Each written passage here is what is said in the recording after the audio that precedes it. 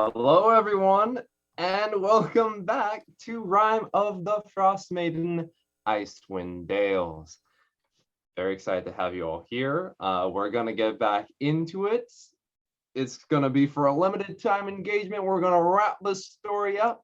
But before we hop into that, music. We actually get to hear music on our end now. But before we get into the game, we got a few announcements, as we always do.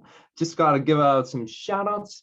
First of all, to Nord Games. Nord Games creates all these lovely supplementary material. I learned that they are system agnostic, but they are typically used for D&D 5e, but you can use it for whatever you like to spice up your game. They got books, they got decks, they got dice, they got a whole smorgasbord of stuff. So check out nordgamesllc.com/3.html. That's our affiliate link, and you help them out, you help us out. And if you use the coupon code chaotic20, I'm not hearing a no on that, chaotic20, you will get 20% off your purchase. Another friend of the show is Birds of Paradise. Birds of Paradise, they are not personalized, excuse me. They are bird-themed dice as well as Arizona-themed dice from our very own Andrea of the Birds. They have all different kinds. They got Magpie, they got Cardinal, which is coming out soon for you Kickstarter folks. They got the My Cabbages, a personal favorite of mine because Avatar: The Last Airbender. They have a whole mess of different kinds of dice, every color under the rainbow. So check out birdsofparadise.com, and if you use the coupon code chaotic, you'll get 15% off your purchase. Of course, we got a shout out D&D Beyond. As you can see, D&D Beyond is the official online tool set of Dungeons and Dragons. We use it here on Twitch as an overlay, so you can see the character sheets of our fine characters, as well as health, and as they drop, and as they do the thing, right? And speaking of D&D Beyond, I'm about to correct the overlay.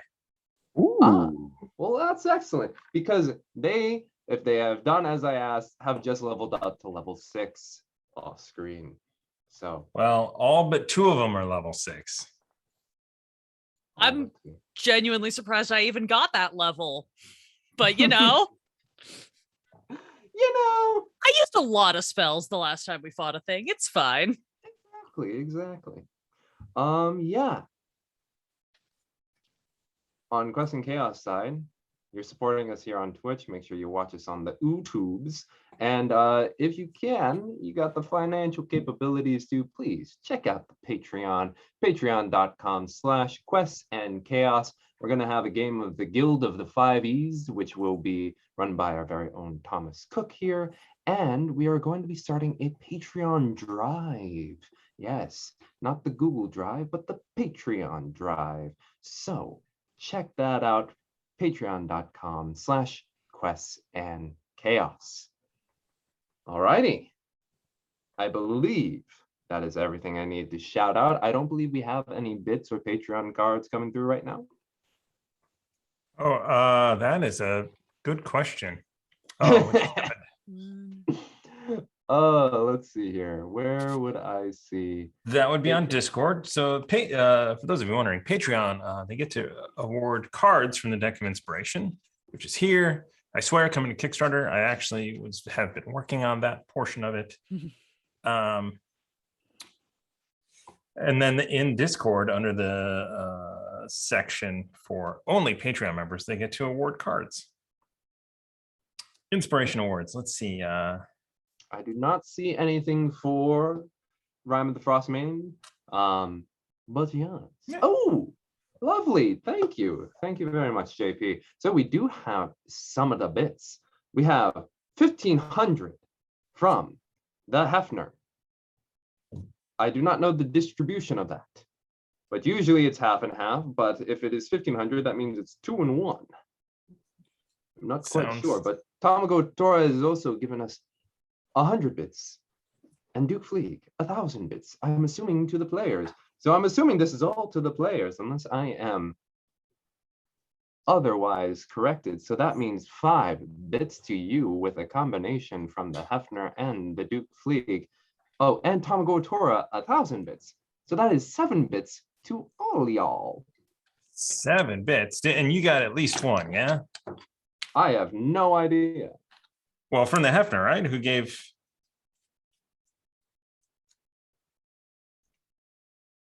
I'm not looking at the Twitch chat. Is it 1,500 for all y'all? I don't actually see... Is my Twitch chat working? I was gonna say, I don't see any of those people currently in the chat, so those might be carryover notifications from SAS. Yes. I do remember a lot of bits coming in for SAS this last week. Yep. So sad days. We got no bits. When have we ever used bits or cards in this game? We use them about as often as Elspeth stays conscious during a fight. So Yeah. sometimes tell the us. only reason she stays conscious in a fight. Anyway. Amazing. Cool. I think that is everything on this end of the show, even though I blundered through that due to 3 months of no experience doing it since. It's still only 8 minutes. All right. Well then, if that is everything, let us go into today's game of Rime of the Frost Maiden, Icewind Dales.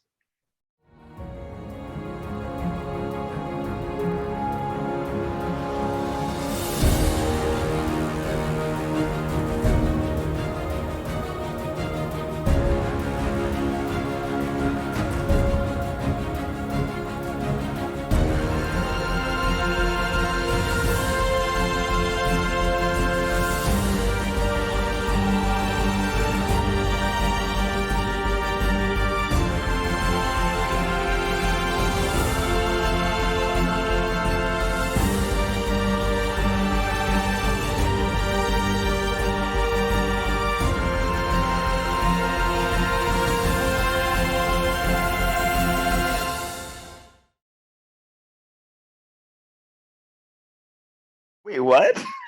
Hi, everyone. Oh, whoops. All right, this is the intro short does one. This is the long short time. intro. Oh, right. You guys don't have 20 minutes to go have a snack. Have a snack, have a drink. Hello, everybody. As we're getting back into the swing of things, thank you, Moose2271, for 500 bits and 1,000 bits from Tactical Bacon. Awesome Thank possum. you. That is 3 to you all. Ooh. Ooh, tactical bacon to the players. I like it. Ezra Oh, gets yeah. the bacon bits, so we're happy to have them. All right. Pixel Rose is not showing up, they said. Oh, and 1,000 bits from NGC457. Thank you so much. Woo. To the players, because apparently no one is working anymore. You're correct.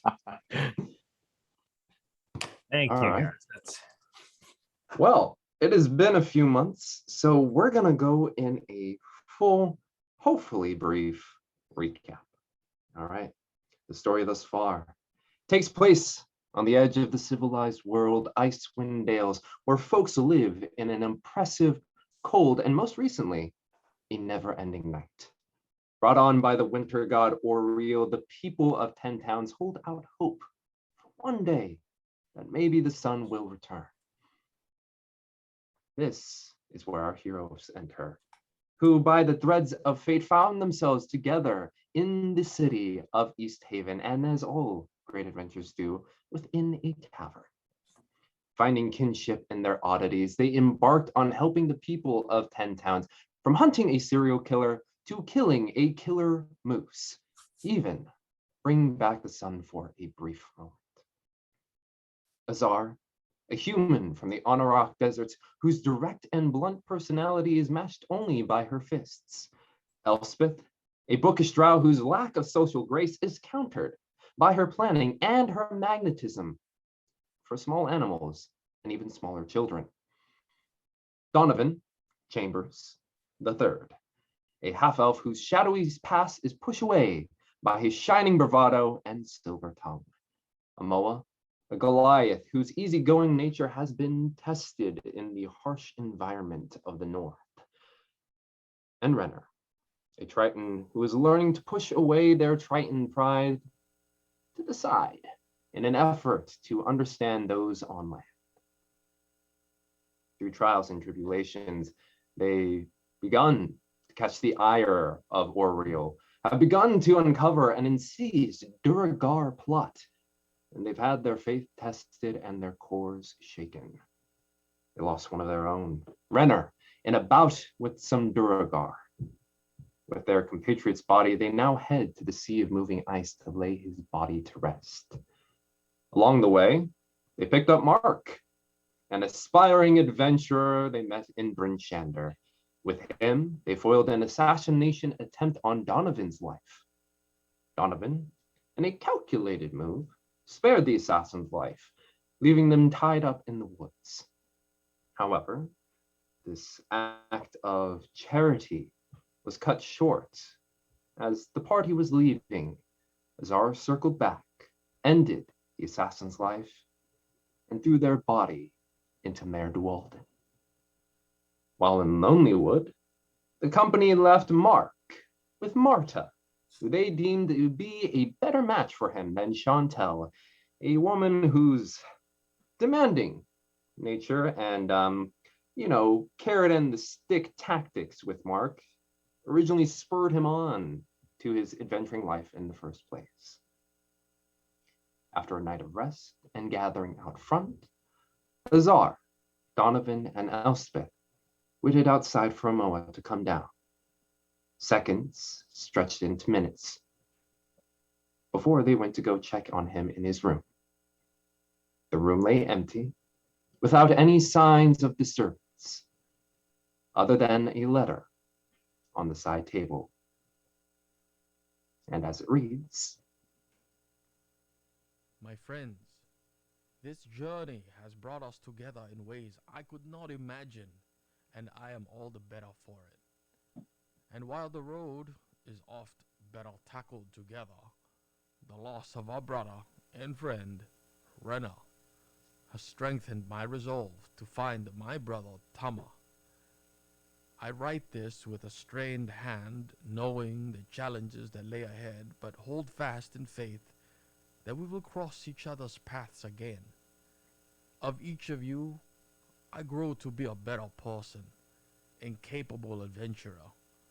Well, no doubt it will give me wings where I might fall, and solid footing should the ground move beyond my step. To Lady Elspeth, from you I have witnessed the limitless power of a keen mind, that proper planning prevents piss-poor performance.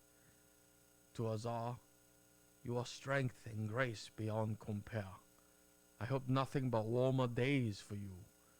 I live happy in the knowledge that we share the same sun. Thank you for the tea. To Donovan, Donovan Chambers III, you scoundrel, you rascal, you dexterous delight, don't ever change. I left you 10 gold. Don't spend it wisely. To Renner, long will you be remembered. You are so much like Tama. In your ways, I saw my brother, and you became my brother, and made me more. Journey on, Amoa." with their friend moved on, and a mission still needing to be done, our current trio heads westward to the Sea of Moving Ice.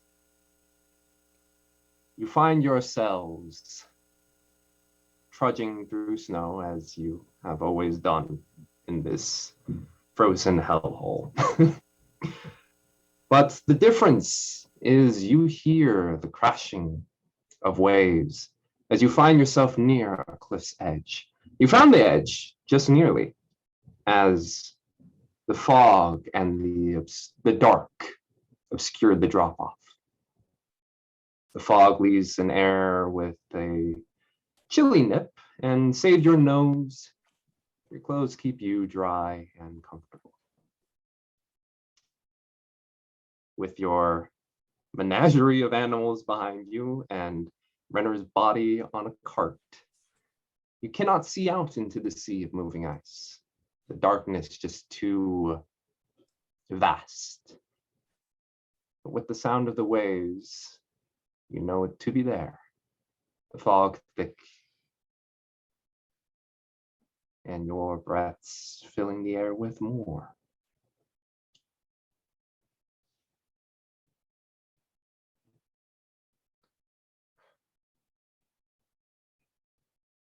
We've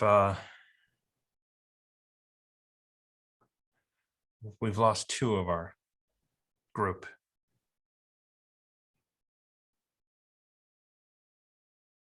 I don't know how much longer I want to spend in 10 towns. So if we're going to do this, if we're gonna bring the sun back,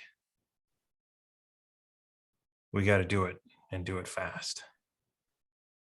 Can't afford to lose anyone else.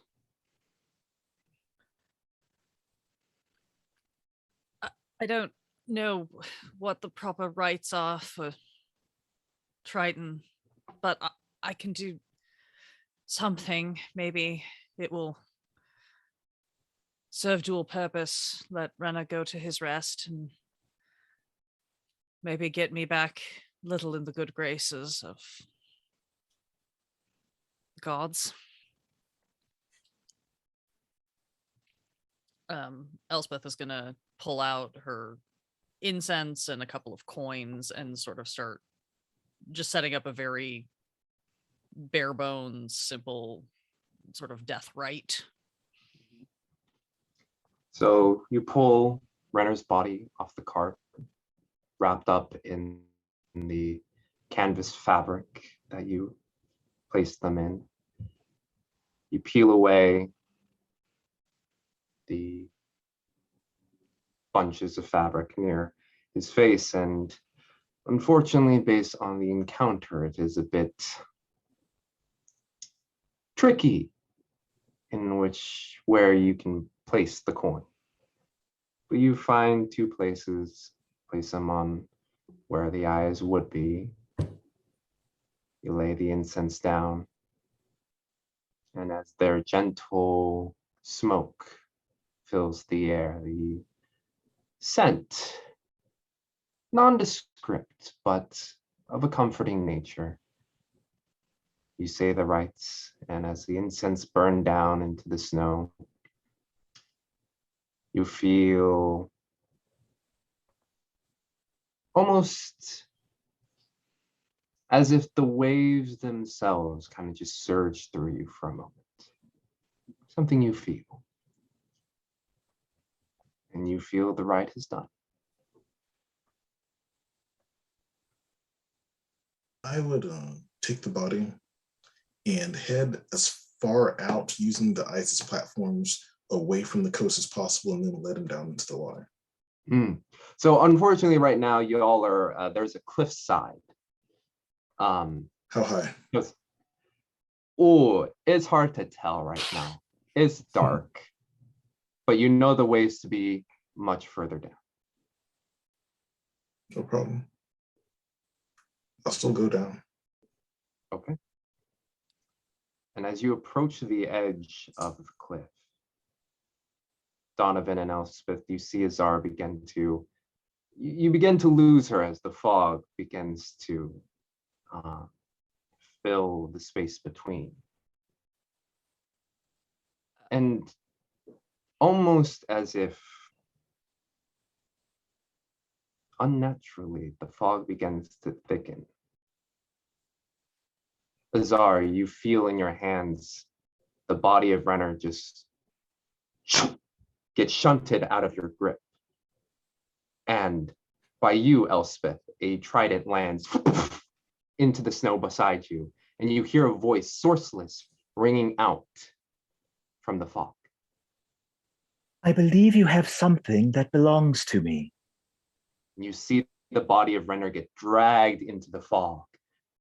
I'd like you three to roll initiative, as well as our mystery person.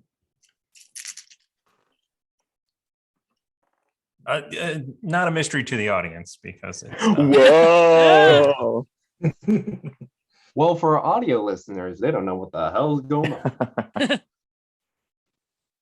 You should just watch us live or on YouTube.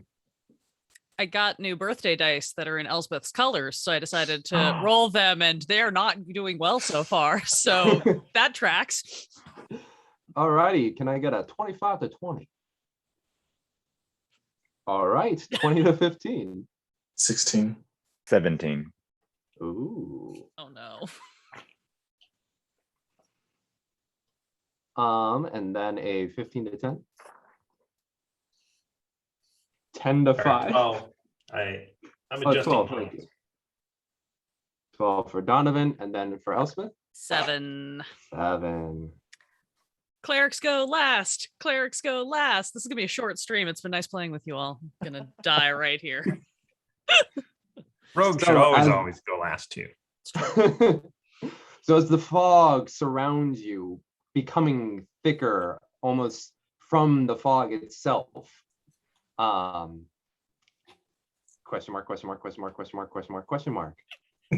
You may go first. All right, so like kind of emerging from the fog is like something that looks eerily similar to Renner, but with super fiery hazel eyes, and is looking directly at Elspeth because I think that's the closest one that can be seen, and is going to the trident will dematerialize in front of you and appear back in this mystery person's hand, and she's chucking it straight at Elspeth.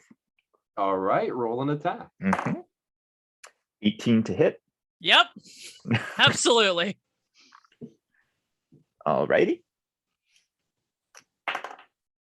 That is a 6 damage. 6 damage.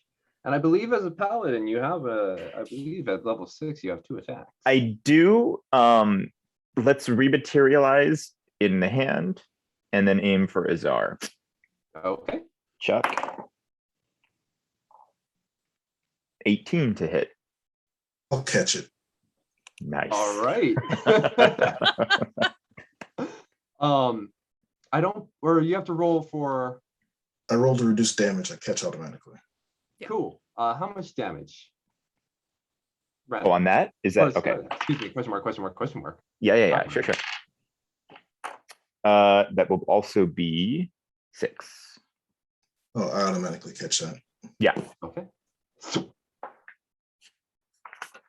And as you stand there in the fog, is there anything else you'd like to do? Continue All right. bringing back Renner's, or what I think is Renner's body, to me. All right. Yes, you just see it sliding across in the snow. And that leads us into Azar. You have this person's trident. Who are you? That is not your concern at this moment. And then we'll rematerialize the I don't trident ask twice. in hand, if possible. That's a 18 to hit. Hits. Con save, please. Sure. So Azara, after you ask that question and not receiving an answer, you rush in and with one fist. 21 con save. All right. And 16. 16 damage. 16 hit. No, 16 16 hit. Oh, yeah. I was like, damage? This mystery figure's down. No, I'm just kidding. Does 16 It does hit. Yes, 16 does hit. Okay. Another con save, please. Sure. Nat 20, so 25. All right. And 7 will miss. And a 19 hit. Another con save, please. Sure. 15. 15 all succeed. So it's 11 plus 8 is 19 plus so that's 25 damage. and you're pushed back 5 feet. Cool. All right, as you rush in there, feet just lightly tapping on the snow, you just go 3 punches, fourth one swinging a bit wide, and that last strike with the palm just pushes back this figure. And in that moment of exchange, Zar, you see someone who looks eerily similar to Renner. Their hair is slightly darker purple, and almost as if in perpetual water, it just kind of floats in the air. But that is your go. Donovan. And ready the see this- staff. Hmm? And ready the staff. And you ready the staff, just like pointing out in front of you. The stalwart guard is Donovan. It is your go. And I yell, Renner belongs to no one. He returns to the sea, where he wanted to be. And I cast Tasha's Hideous Laughter. So it's a wisdom save. Okay.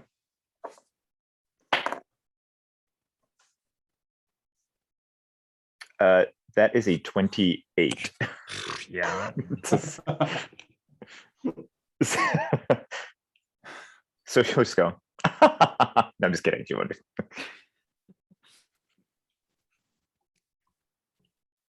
Yes. Bonus action hide. I'm just gonna. I actually have. I think I have an ability where I can hide in like not fully obscured places. Light cover. Oh, did you Yeah. get Skulker? I just reading my character sheet again yesterday. I saw it. We took a few months off, and everyone learned how to play D&D in that time. So, Mask of the Wild. You can attempt to hide even when you are lightly obscured. Mm. It's a reaction, though. You know what? It's a reaction. Never mind. I'll stand there and I'll just hands up. Hands are up. After you say a very lightly rhymed declaration, Elspeth, it is your go.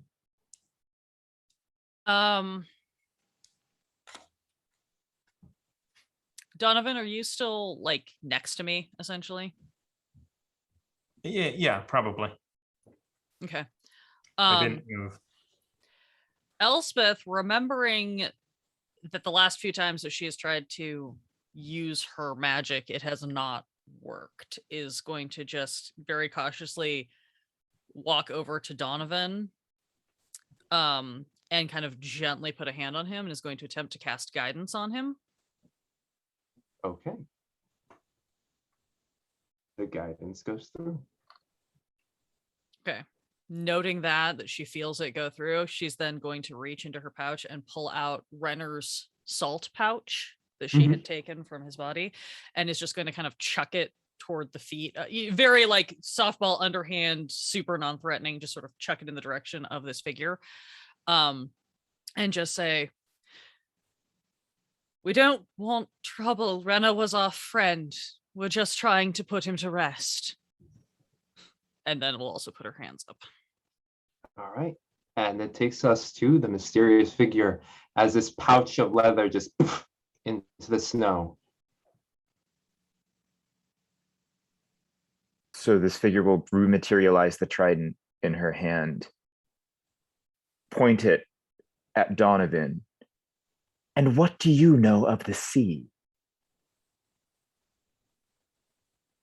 I know nothing of the sea other than what Renner told us. She's going to look down at the pouch that Elspeth just threw, and then look down at the body.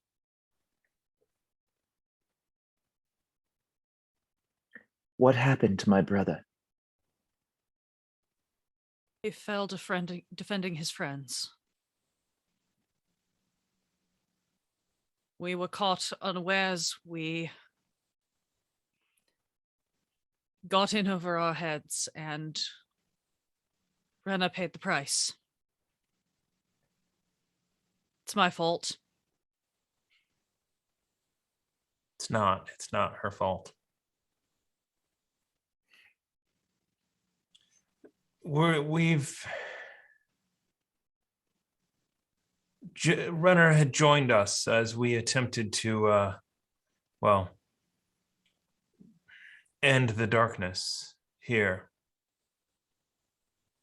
He was looking for his sister as well. But the Duragar threat that is still out there was too much.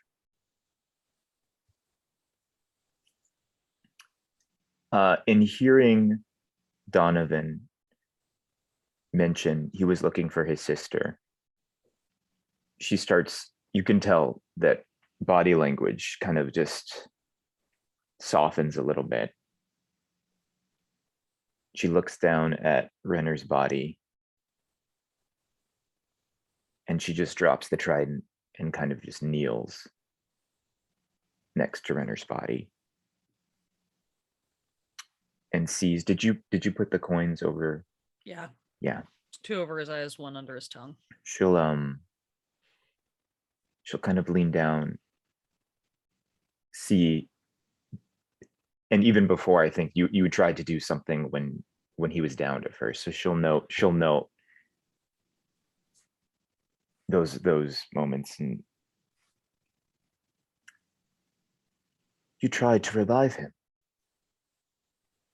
I didn't have anything left, but I tried.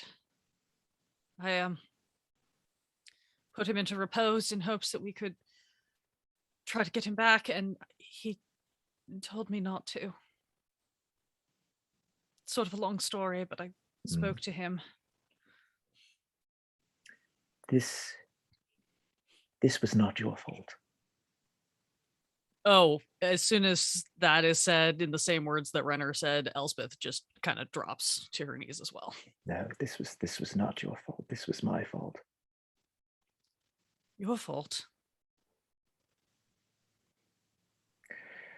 Yes, we did not leave on the greatest of terms, and had we done what we were supposed to do on the land, my brother would still be with us. And she's just going to kneel down and just cradle what's left of Renner's head in her hands. And she starts to, it's a very strange sound, but it's almost like if a whale, dolphin, like all these strange marine aquatic noises, you hear her lightly singing some type of song to the body of Renner.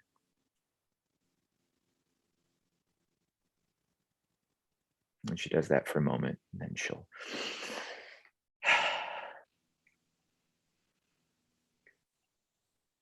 just stand up, look towards Azar. My dear, I apologize. I did not mean to.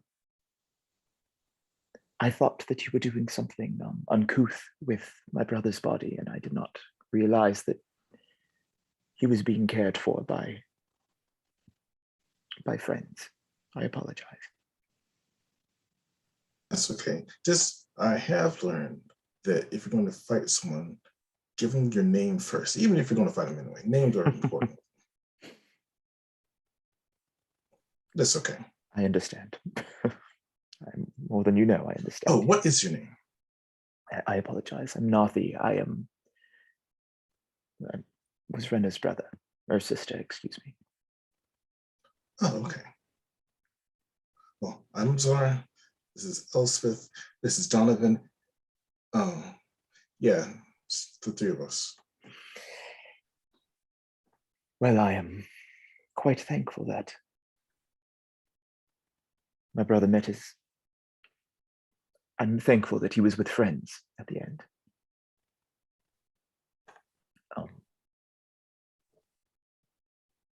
Something more we can do for him. I'm not familiar with how these things work. What I should have realized and what should have seen is you are doing exactly what is meant to be done with the Trident on land. You're returning him to the sea. And I should have noted that. I did not know. Where you come from, is there a more powerful priest? In this manner of him being on land and us returning him to the sea will claim what the sea has given. All that must be done is we return his body to the sea. Which, if you don't mind, I would prefer to. Of course, absolutely. Thank you. She'll go ahead and kneel down. She's going to lift Renner's body up in a somewhat ceremonial fashion. And she'll actually just kind of walk towards the cliff, the edge of the cliff, and turn back to everyone. If you could give me just a few moments, I would like to return and ask a favor of you, if that is all right. Of course. Okay. Thank you. And then she's literally just gonna jump off. With Renner's body, you see Narthi jump off, and as you just hear the light of a body dropping in air, and then the light sploosh of water, almost as if the sea takes the sign of what is about to transpire. You see the fog just dissipate enough for you three up top. Narthi, within the darkness of the sea, you hold Renner's body, and very much like your ethereal hair, his hair begins to float in the water.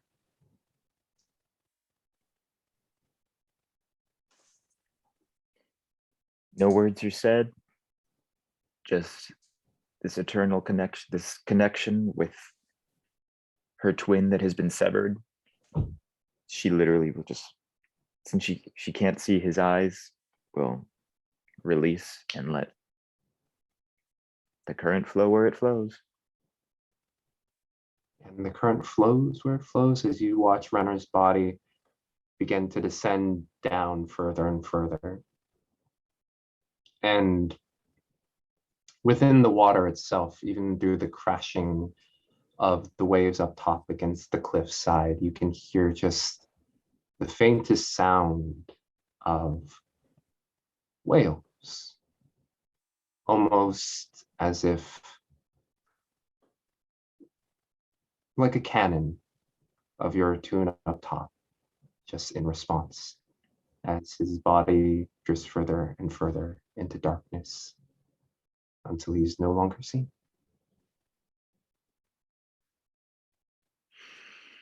And she will make her way back up towards the cliff. How high is the cliff? I should have asked that first. I believe I said it was about 40, 50 feet. Okay.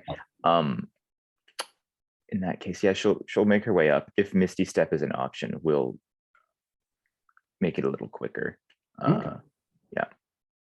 So you first go down a little bit, and then with the propulsion and speed of the swim, you jump up above the break, and then with a quick mental thought, you just appearing before you three, just as if from the fog, just Narthi comes out with almost as if sea foam descends upon the ground before dissipating. Donovan, completely unprepared for this, like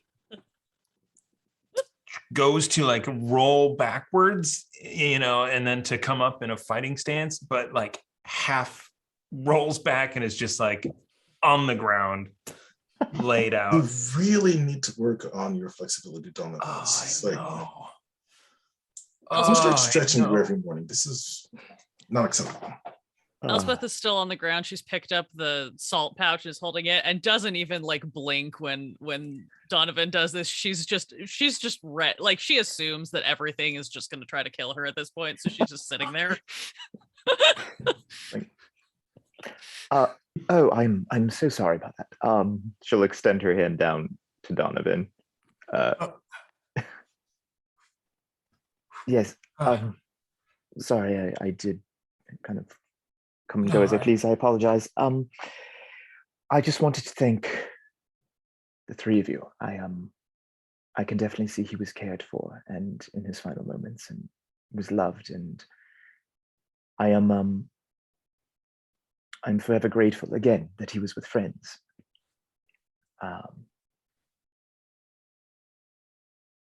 May I ask, did he discover why there's an ever present winter at the moment?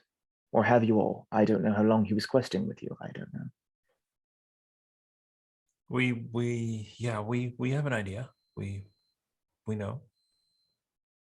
There's a deity by the name of Ariel, the Frost Maiden. Oral, yes. Orel.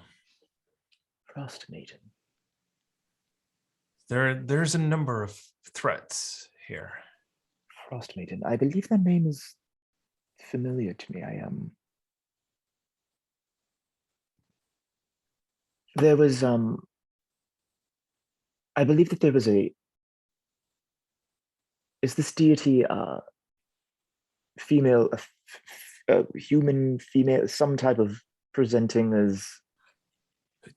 It's like an owl person. Like a large horned owl. She rides a bird across the sky. I do know of this deity. I did not know the connection between this deity and the ever-present winter. Again, you can tell she's kind of in her thoughts about what's been happening with her and her brother. My brother and I were tasked to discover what was happening on land. We did part our separate ways. However, I did not know this deity was the connection of the ever-present winter. There's someone that I care deeply for as well. We have also parted ways at the moment, but before we did, we had noted that near the spine of the world there was talk of this deity of which you speak of. Maybe that's. Spine of the world. Do you think Yes. that's where this palace was? The one that I saw in the mirror? I thought it was North and west, or east, north and east, but we know our other mission is in the spine of the world. That's true. What is your other mission? I apologize if I am prying. No, you're not located there. prying. I'm sorry, Zal, what was that? The Duergar that killed your brother, they're located in the spine of the world. We're headed there.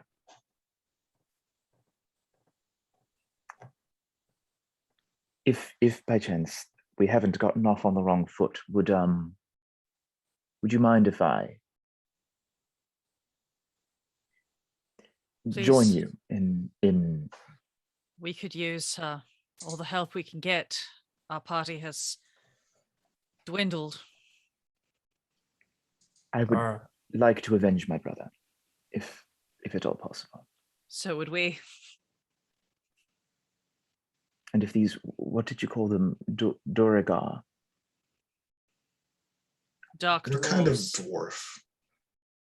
In hearing the term dark and dwarf, you'll see her eyes get a little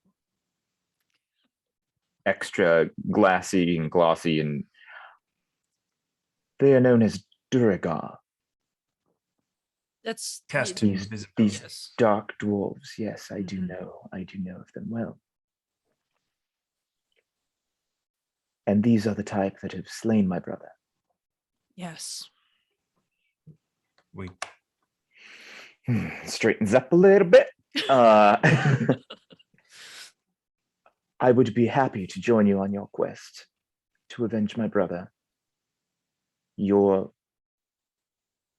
father? She doesn't know who, because she heard the terms, we're looking for someone's brother and father. And so she'll kind of look to whoever it is. There's a lot going on with us, really, but yes, we'd like to neutralize the threat from the Duragar, preferably in a stabby, revengeful fashion, because I think we could all use the catharsis at this point. Small smile creeps across Naruki's lips. And then we're going to find the Frost Maiden and punch her in the face. Was that what we decided, Azaha? Or just set her on fire. I think that'd be nice. That would also work, yes. I would Maybe be happy to join you on this quest. How do you feel about deer? Dear, At as in which venison? point Oh, Joe comes up and starts kind of like nuzzling into your hand, Naruki. ah, Yeah, I was supposed to be like, this is Jane. She was particularly fond of Renna. my brother walked with land creatures. Don't think he wanted anybody to know, but I think he was actually rather fond of them. Again, a small smile will creep under her. That my brother definitely was changed by the three of you. yeah. I find this quite That's- amusing. My brother walking with land creatures. And she'll just revel in like a very can't believe it, but you guys must have done something right. This party must have changed him in ways that she cannot even fathom. If it's any consolation, his stubbornness and headstrongness didn't change. It did. No, he would run off before the plan was formulated. Yes, that is quite traditional of Renna. He was always the one to do this. So I can see you all knew him as I knew him, and I thank you again for joining him, for your company in his presence. I'm very grateful to you.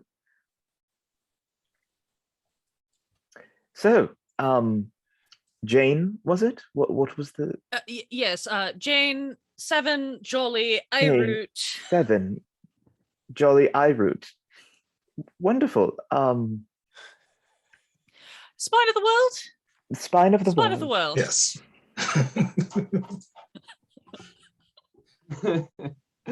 And as you all begin to trek, let's see, where's that map of Icewind Dales that I always need to be looking at? Our favorite map that we still don't have memorized. I don't have memorized. Where is this map? There we go.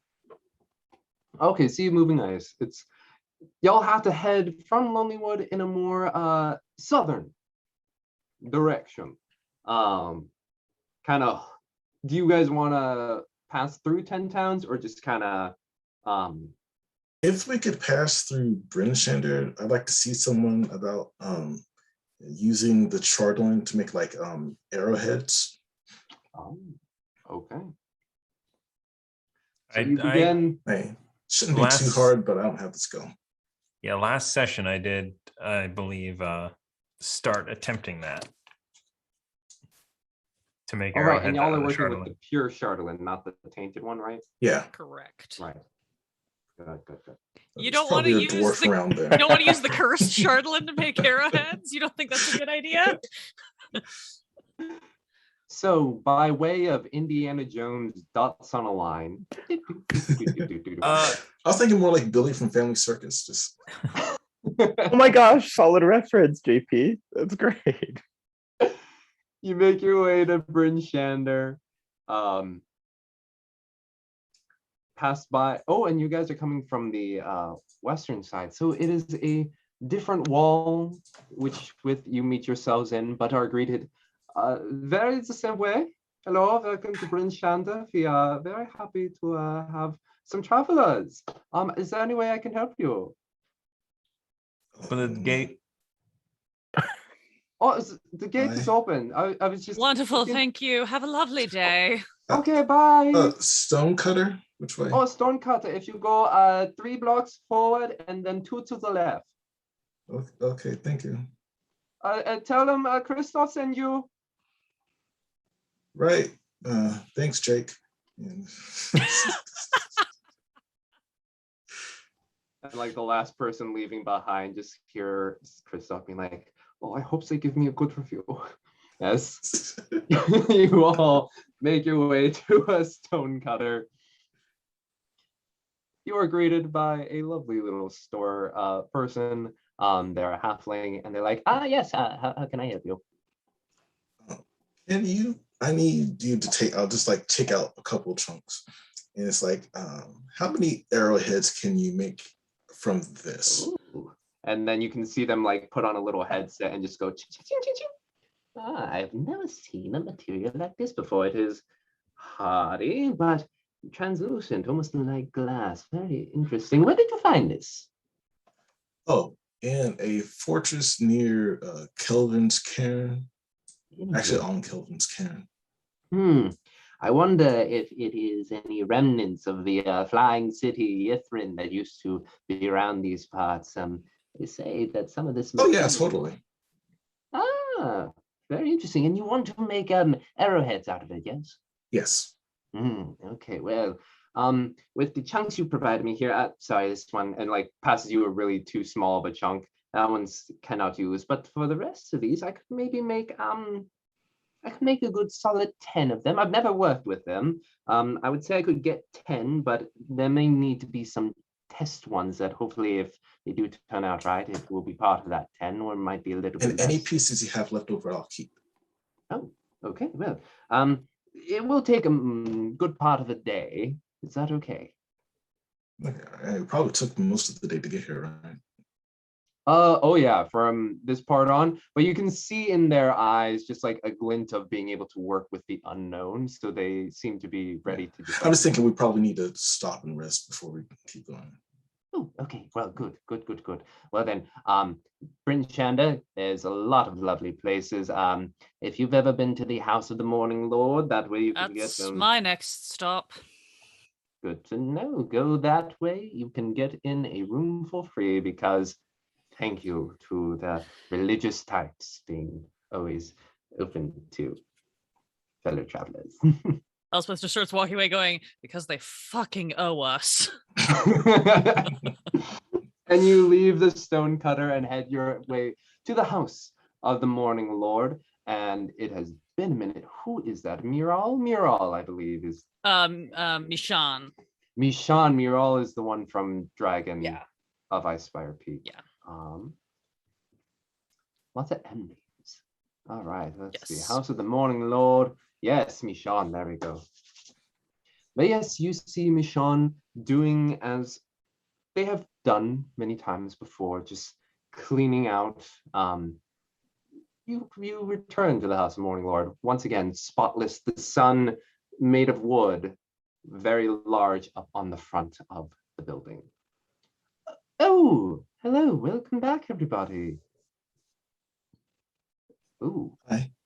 I see, well, I see 3 faces I know. Yours I have not seen before, and there's a bit of a dour expression on your faces. Is everything okay? No. Elspeth walks straight in, kneels down, starts praying. Just like... Oh my. Well, I'm going to assume you will all be needing the upper room, yes? Yes, please. Yes, if we could. Good. Well, yes, Copper is out at the moment, but I will prepare upstairs for you all. And just starts to head upstairs. And Before they leave, Narthi's just gonna put her hand on his shoulder and be like, "My brother has fallen to the Duragar." And then just release her hand, and that's all. That's all she says. at which point, after the shock goes across Michonne's face, she centers herself, looks you straight in the eye. I'm very sorry for your loss. I hope that wherever his soul may rest, there is the light of the morning sun.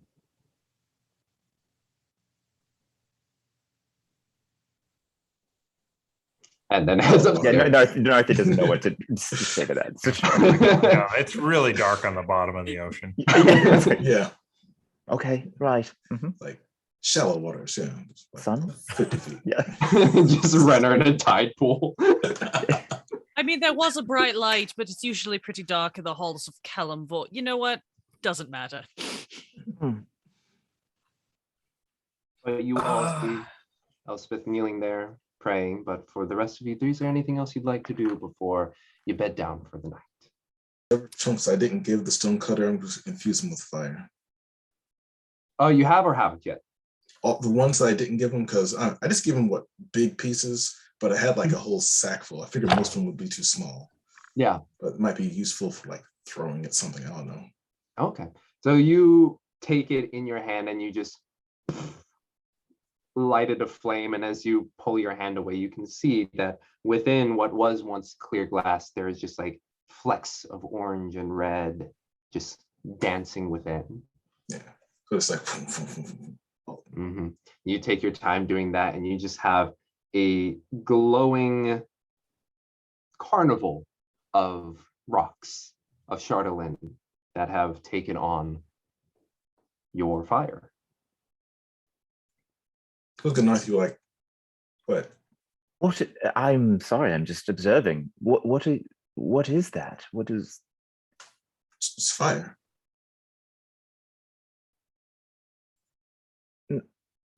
right? I meant the what have you've all been calling it chardalyn? Chardalyn, cave crystals. Ah. And why are you forming them into arrowheads? Oh, so you can shoot things with them. Have you found it damages things more than others? I'll just go outside, find like a clear spot, take one of the smaller bits, it's like smash it onto the ground. Smash it on the ground, and with the force of, let's say, 20 of those like 4th of July poppers, just like a little cloud of fire just erupts in the snow. Understood. It's useful. Yes, it's like a cannon. A what? A cannon? What's that?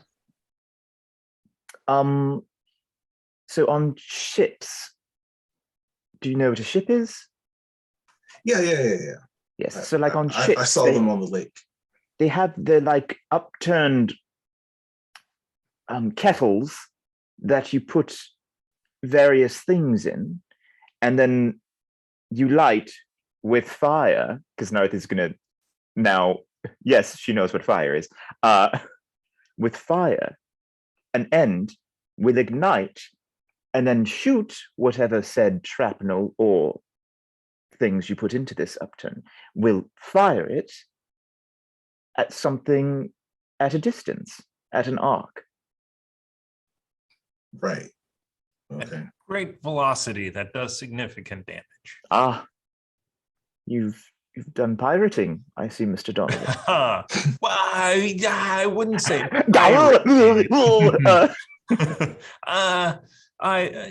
Waterdeep had a harbor full of ships. Lots of those ships had cannon. Oh, Donovan. Toss you your ring.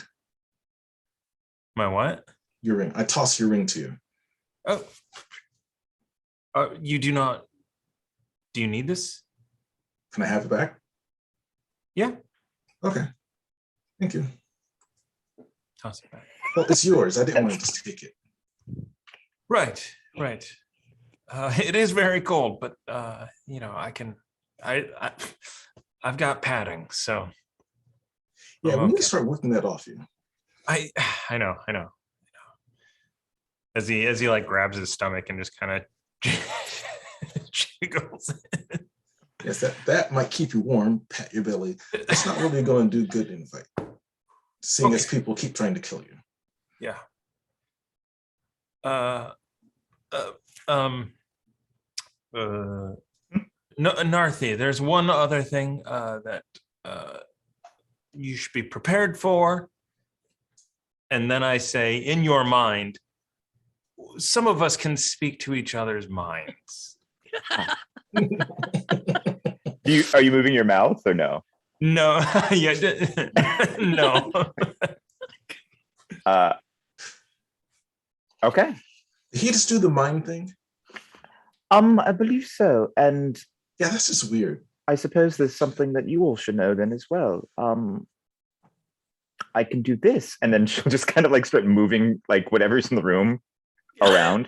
I can move things with my mind. And then just kind of start like shifting an item around. Well, I know some people that could do that. Yes. That is why Renner's body went into the fog. She'll just kind of wink at You Donovan. are all paragons of observation, every last one of you. Says Elspeth She's like over trying her to shoulder focus. at Yeah, she's Phil, doing her like little ritual. Right. I see we're all still getting to know one another. I'm going to go to sleep. I'm going to take a moment. Upstairs is the room. At which point Michonne has just like watched the dancing objects go across the room and be like, yes, beds upstairs, not room, shared space. Wonderful. Oh, well, all right. Well, I'm going to head to bed. Again, great getting reacquainted with everyone. And then she'll pat Donovan on the belly and then head upstairs. Or do exactly what Azar did to Donovan's belly and then run upstairs.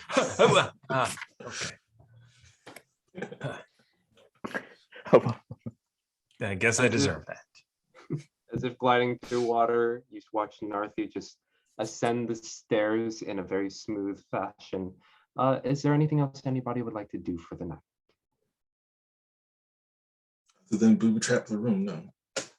I'm gonna draw an animal Oh, you're going to draw an animal. Okay. for the night. Yes, gray bag of tricks. Yep. Yeah. Oh, sorry. What'd you get? It's a giant rat. Giant rat. Did we draw that one yet? I don't think so. Oh yes, you pull Yeah, we out did. the rat, and then a bastard appears before you. That's right. Oh, that's right, rat bastard. Yeah. Mm-hmm. He appears before you, and he's like, and this like almost like a resin figure, unpainted, appears before you. This rat, just like. We're gonna, and then let's hang out in the corner. Mm-hmm. At which point Michonne is just like, as a giant rat ascends up the stairs. Donovan, ensure that you keep that one clean. Certainly. Thank you. Wait, do you come up with the rat? Yeah. Does the rat go first?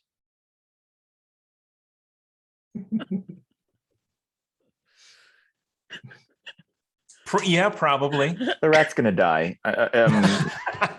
If a giant rat comes around the corner as Narthi's getting ready for bed, Narthi's killing the giant rat. Sorry. You turn, Narthi, and you see a large gray rat It's dead. come up the stairs, and you huck the trident at it. Roll an attack. Sure. 17 to hit. Oh, that Mhm. hits. Oops, 1 second. Whoops, 4 plus 4 plus 4 plus 4 plus 4 plus 4. 8 damage. 8 damage. The trident just goes straight through, and you see a moment of pain in the rat's face before it goes.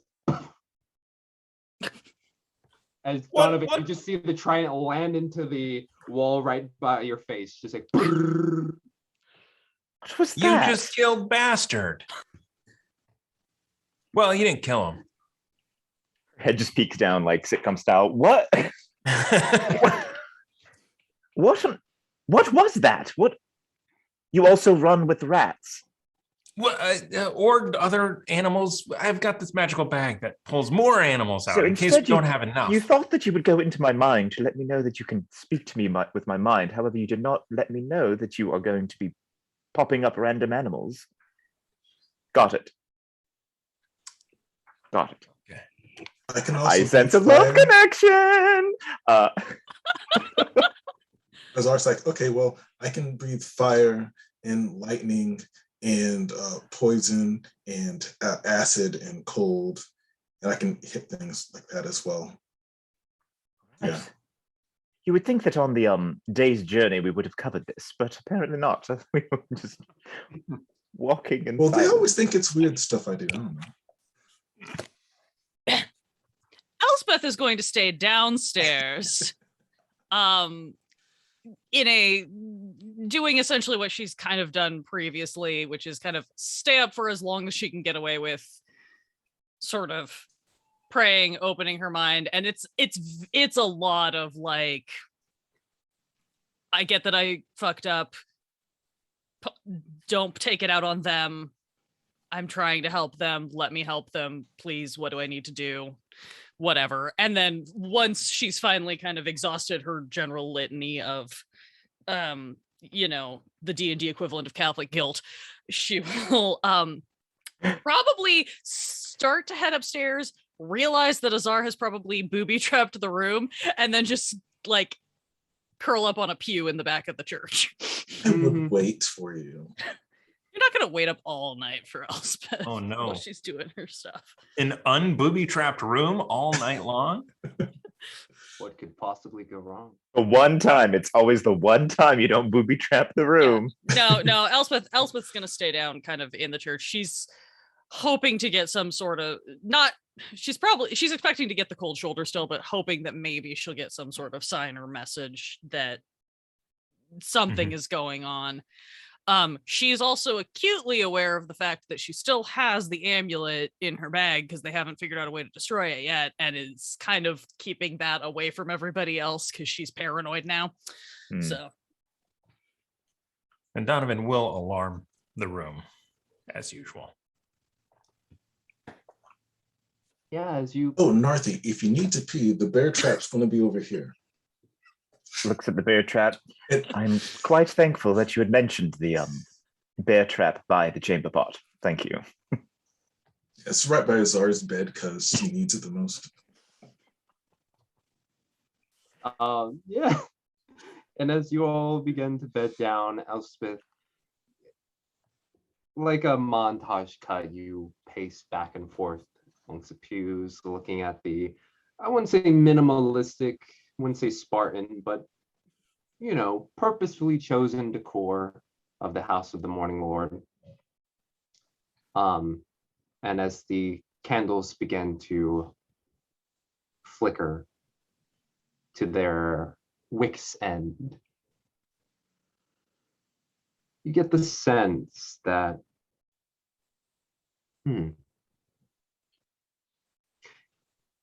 you get the sense of approval, in the sense you are headed in the right direction. But eventually, sleep takes you. You find yourself curled up in a pew with a blanket on your body that wasn't there before. But morning comes to you all. Azar, you disarm the bear trap, as has become the almost alarm to your morning to wake up as the metal teeth clamp shut. Azar, you start your morning routine. Donovan, you hop in if you so choose. Let's do it. Sit up. Stretches. Narthi, you're woken up to the grunting of a middle-aged man doing And exercise. 3. Very good. Tomorrow we'll shoot for 4. Right. Well, I'm sure you'll get it soon. Pats his belly again. Just like, you're on the way there, buddy. You're doing all right. My brother didn't get along with you, did he? Oh, they hated each other. Just revel in that moment. I like it. It's funny.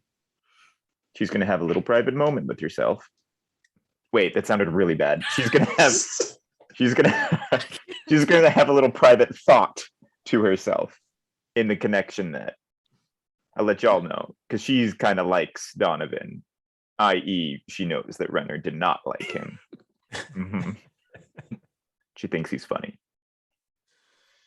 But you all wake up, and not to a normal inn where normal breakfast would be served, but couple or Michonne does hand out essentially like morning granola bars, if you will, cold, something that she has made, but definitely some time ago.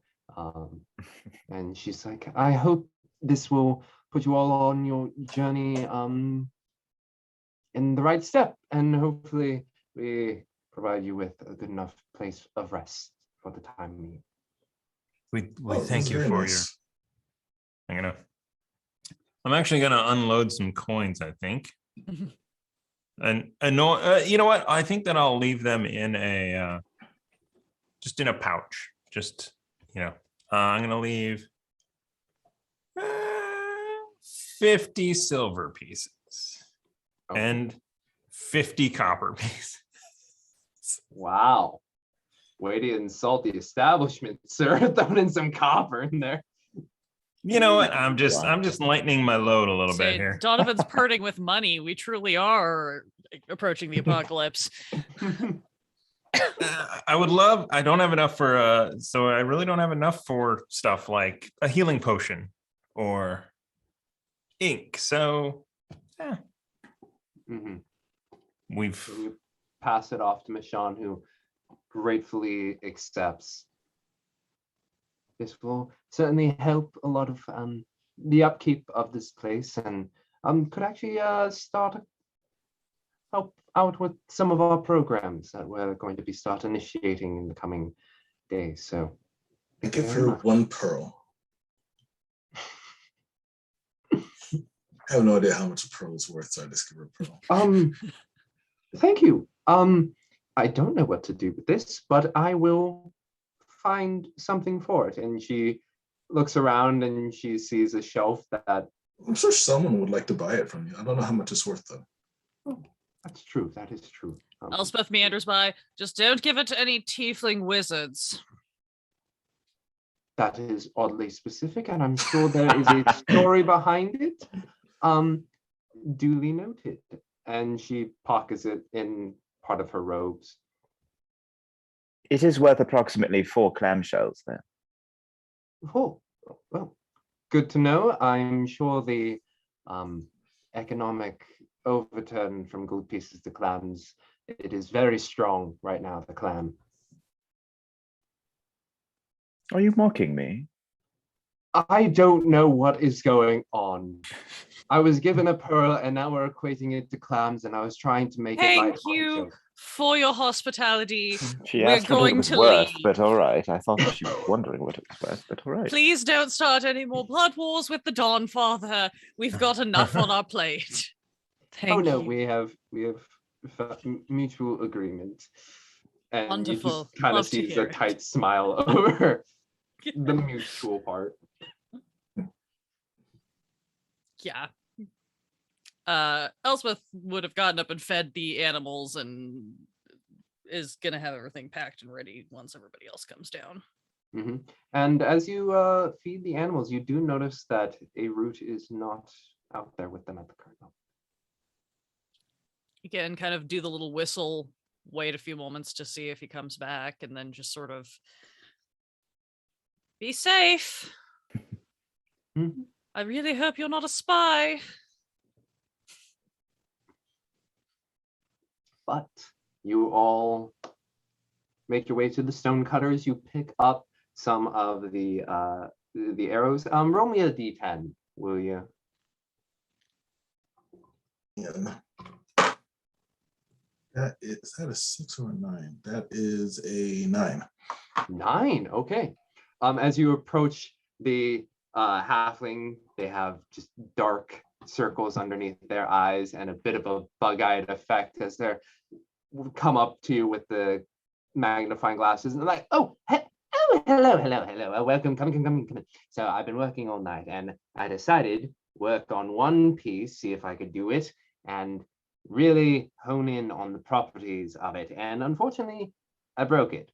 But I learned a lot, and I have made presents with you 9 arrowheads with chardalyn tips. Excellent. The pieces, can I have the pieces, please? Oh, yes. And thank you so much for allowing me to play with it. For the services rendered, how about 5 gold? Do you like a pearl? Roll a persuasion check. Let's see. What's persuasion? I know it's not great. That's +1. But that is a 7. I think I'll re-roll that. I was gonna say, and if it doesn't work, Narthi will help out. Okay, that's better. That is it's +1, so that is a 16. 16. And you can see on their brain as they have gone throughout the night, they're trying to make that mental calculation and be like, yes, a pearl should be fine. Yes, a pearl. Oh, good. Passed off the pearl. You got yourself 9 chardalyn tipped arrows. Anything else anyone would like to do in Brynshanda before you head off to the spine of the world? Just walk outside and immediately breathe fire through them all in the middle of the street. Just and some people walk by and be like, huh?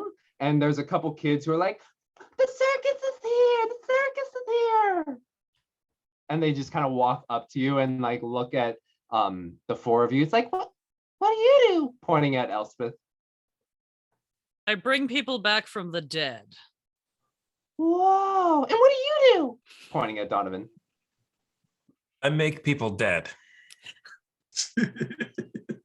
Roll an intimidation check.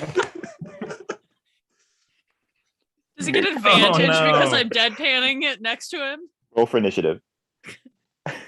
Hold on. Did you say intimidation? Yeah. That's 8. 8. One of the older kids just like crosses their arms, just like, and then the little one's like, haha, you're funny, and just like goes for a punch, like at the thigh area. As the kid is starting his punch, can Narthi throw him up in the air?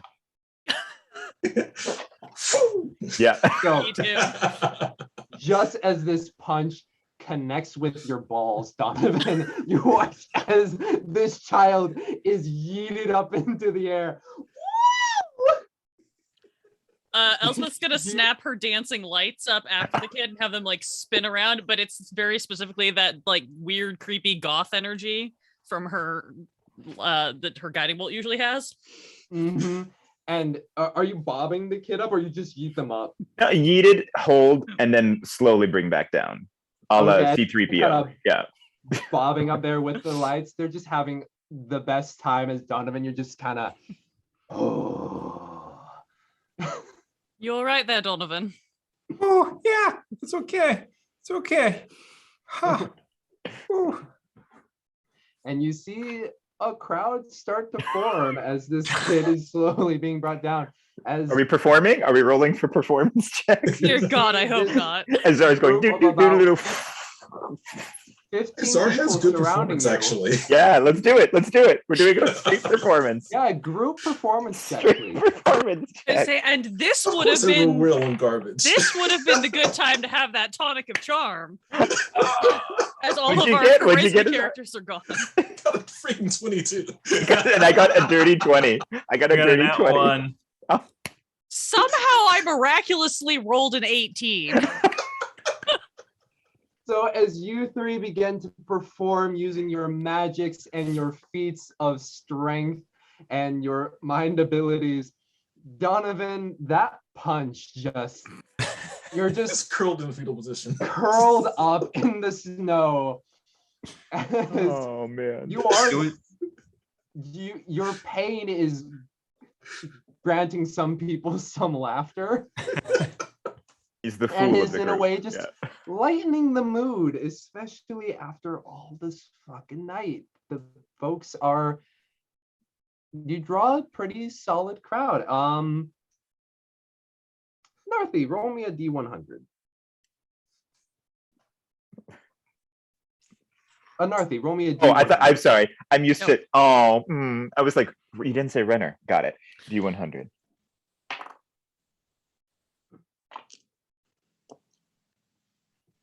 $80. 80. You all amass about 80 silver from that performance. Was it thrown on the ground? I'm rolling around. Oh, Crawling through the snow. Sleight of handing it as I'm like, oh my nuts. Like some strange Oh. human Zamboni. Elspeth is just over off to Oh the my side, like gosh. perfectly deadpan, just sort of like spinning lights around and just going, well, I'm glad we're getting this out of our system now. And just kids are getting yeeted up in the air. It's like, yeah. Whoa! Donovan, are you sure you're all right? You've been on the ground for an awfully long time. Like, I don't know a whole lot about how that affects gentlemen specifically, but it does seem like it should have passed by now. Do you need medical attention? Shall I lay on hands? Yeah, I was about to say that. Here we go. All right. Okay. All right. And with the cooling feeling of menthol.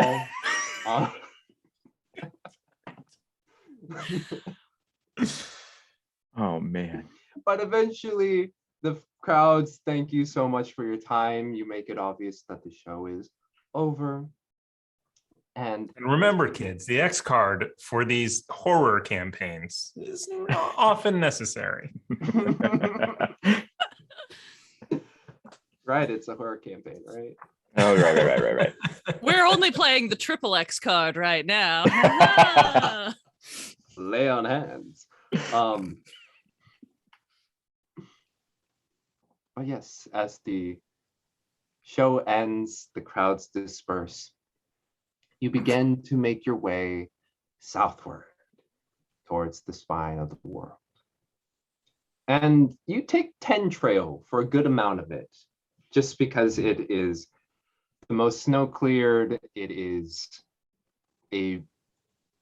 by and large, the main thoroughfare of getting into 10 towns by way of Luskin. And as you travel southward along the 10 trail, you get the sense, based on the map that you saw, and with some of Narthi's guidance, based on what she had heard about you head in the direction as you make a sharp, almost eastward cut. Ah, that is true. As you head southward, Donovan and Elspeth in particular, the telepathic ping in your brains grows immense.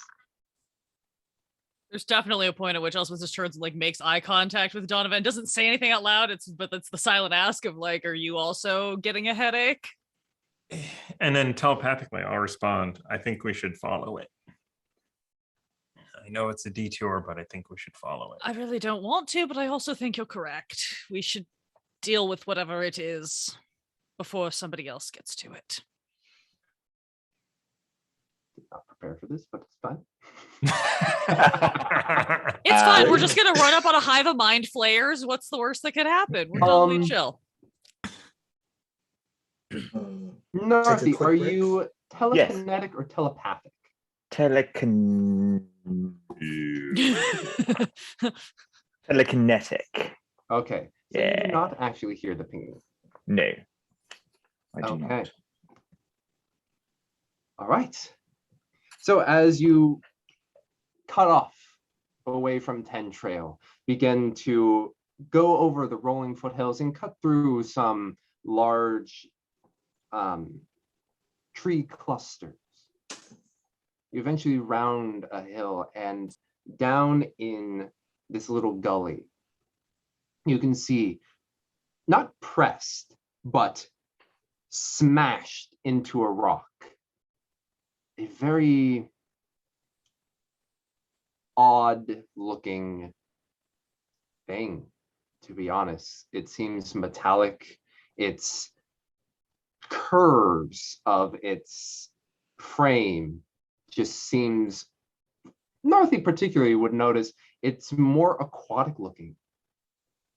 Flagella seem to branch out from this metallic thing, just splayed out on the ground, and you can see just little bits of pink purple light within.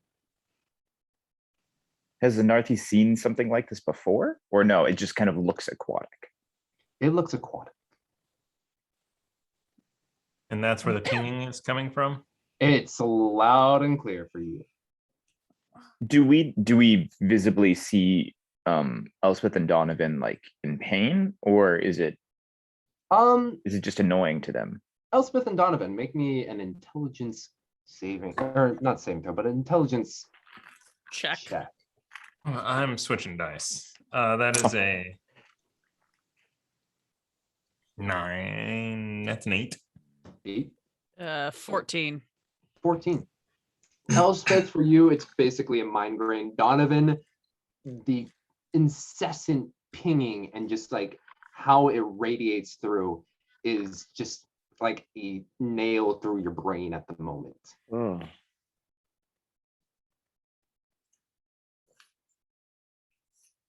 Did you guys tell us that we were heading this, or did you just start to head this way? Yeah, that's a very good question.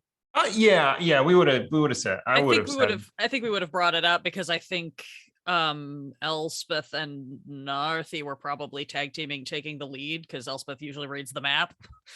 Well, but if you hung a specific, because I know I have an idea of where the spine of the world is, but if you took a hard right somewhere, she'll be like, I didn't quite understand where we're going. But yeah, no, I think we would have mentioned like we're just gonna dip over this way and figure out what the noise is. The psi crystals that we are using to communicate telepathically also ping us directly towards this structure. got it. I'm gonna reach into my bag and pull out the hunk of metal. Mm-hmm. Does it look And like it does, the grooves along its sculpting does look very, very similar to the crashed machination before you. Do either of you know deep speech? Deep speech? Deep speech, Donovan or Elspeth? No. No. So under the pinging, you just hear this glorbling sound as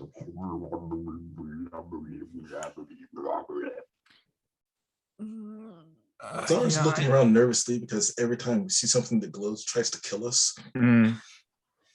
Well, I think I don't know about you, Elspeth, but I want to get away from this thing more because this pinging is terrible. We know where that's going to be always, I think. Do you, at the risk of getting the obvious yelling from everyone, do you want me to just go touch it and see what happens? I'm sort of expendable at this point, given my track record, and we can just, I can go investigate it Well, you get some distance. No. I should go because I'm faster. You're I'll also. race you there, Azar. I thought you were going away from it, Donovan. Yeah, but if somebody's going to run up to it, then, you know. I know We this might is as a well. random- Okay, we're here. Let's see what's inside it. James, this isn't anything from the elemental plane of water, would it be? It is Just out of not. curiosity. No. Okay, cool. Let's get as close as we can, and if it doesn't immediately just annihilate us, then we'll know it's here and we can come back and deal with it later.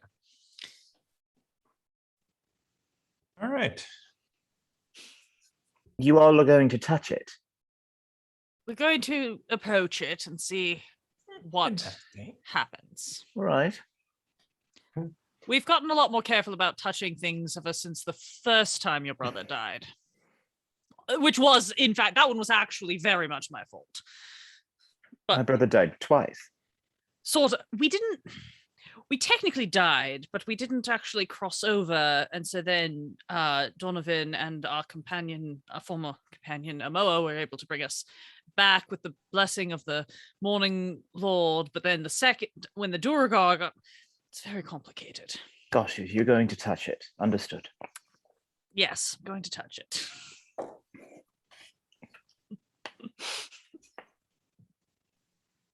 I'm just getting it on my brain. Can I use a divine sense real quick to see if it's good and or evil, whatever we're Okay. looking at?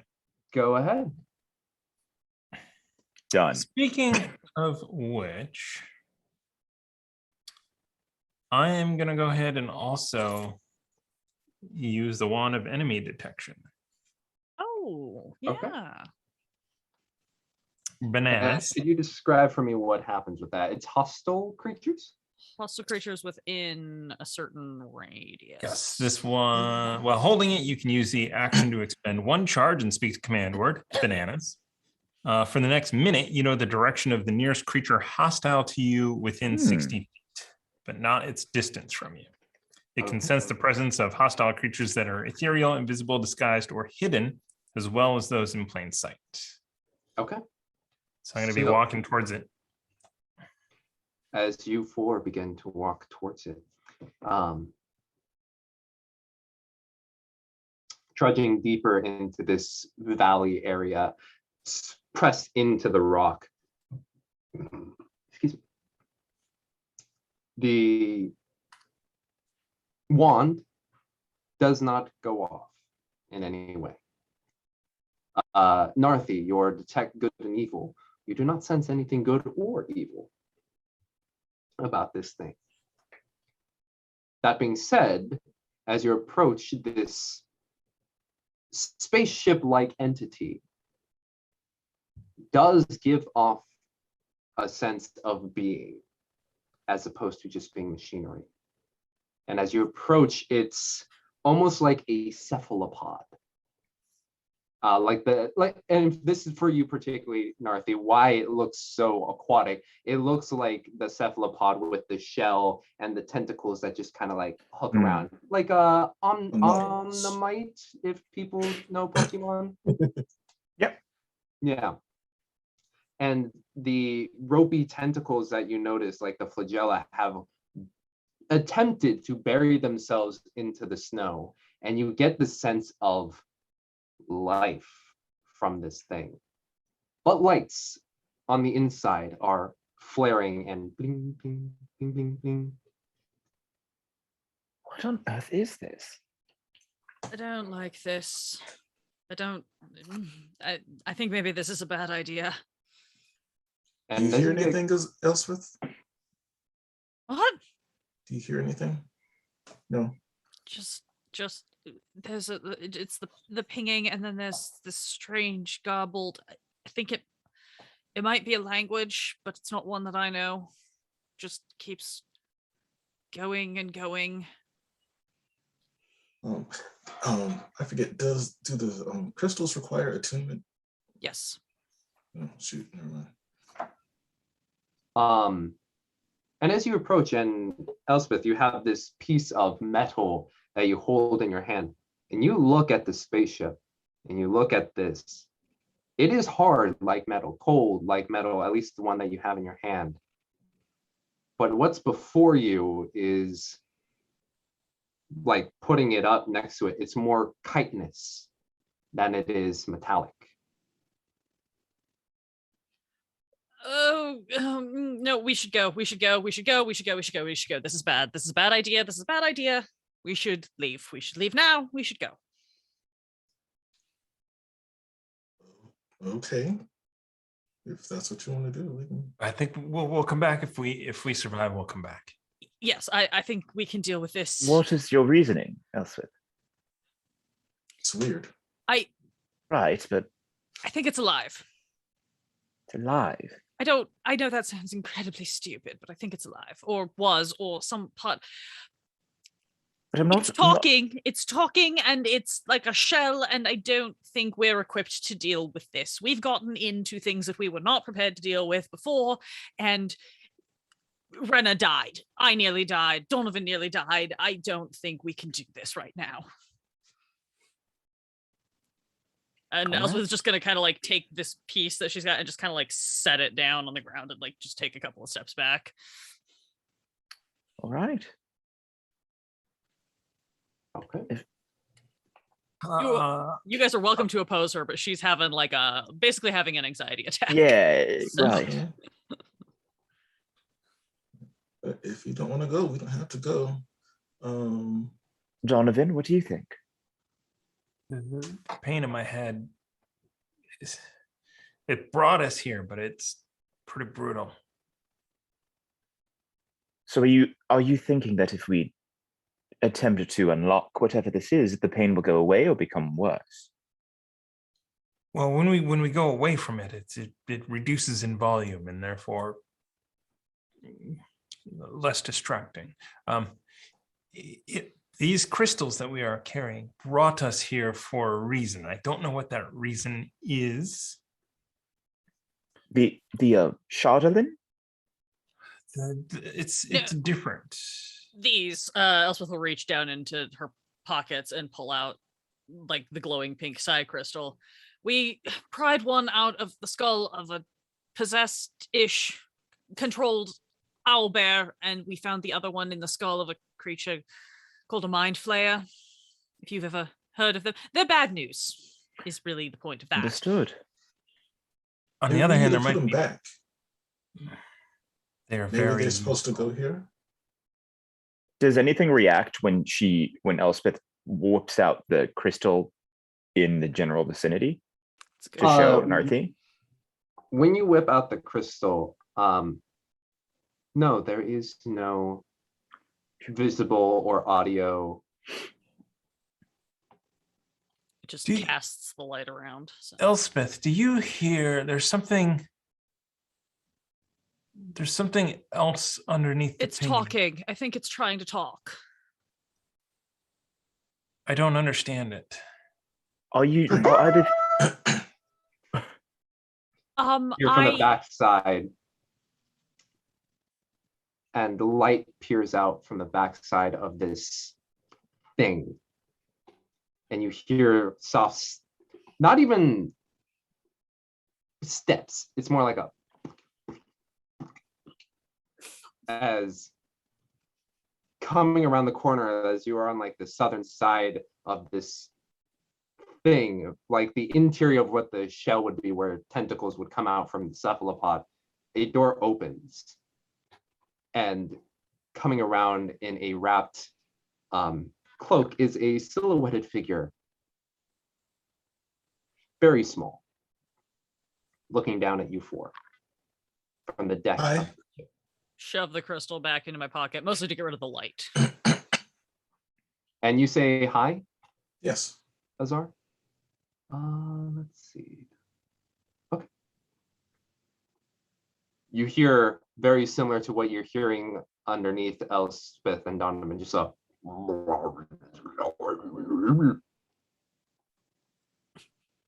Can you guys do the mind thing?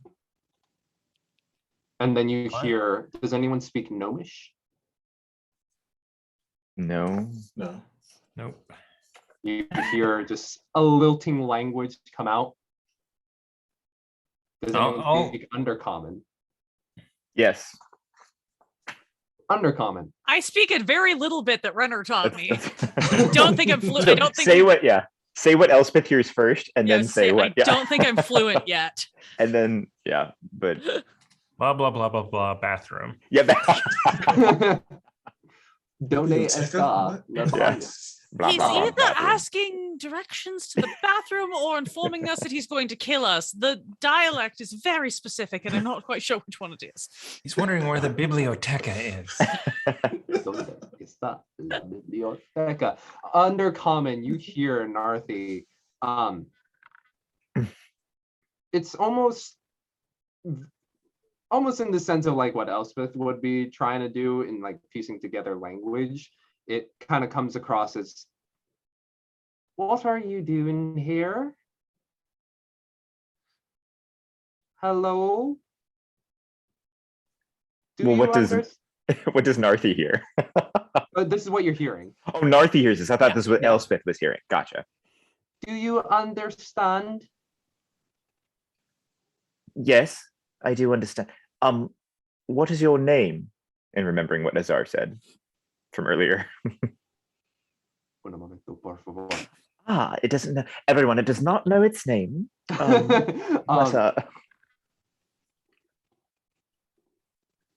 The name comes out as Vorin. hello, Vorin. My name is Narthi. This is Elspeth, Azar, and Mr. Donovan.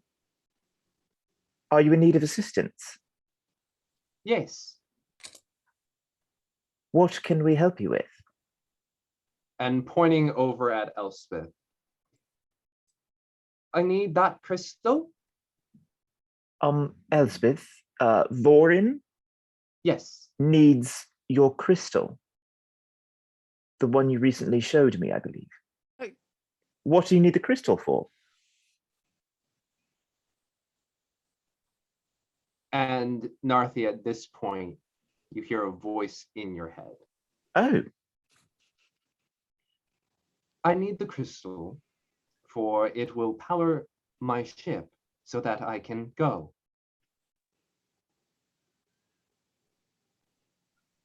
where are you from? In her head. I am from beyond. A different plane? Yes. Are you trapped here? If I do not JP. get a crystal in this ship, I will not only be trapped here, I will die here.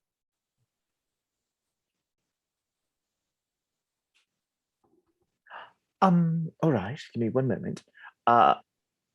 Elspeth, we need the crystal to power the ship so that Vorin can go home beyond, or they will die and be trapped here. You know what? Elspeth reaches in, pulls out the crystal, and sort of like offers it, like almost goes to do the softball toss again, then kind of thinks better of it and just kind of like holds it out. Is there? Ask him if he has any gold.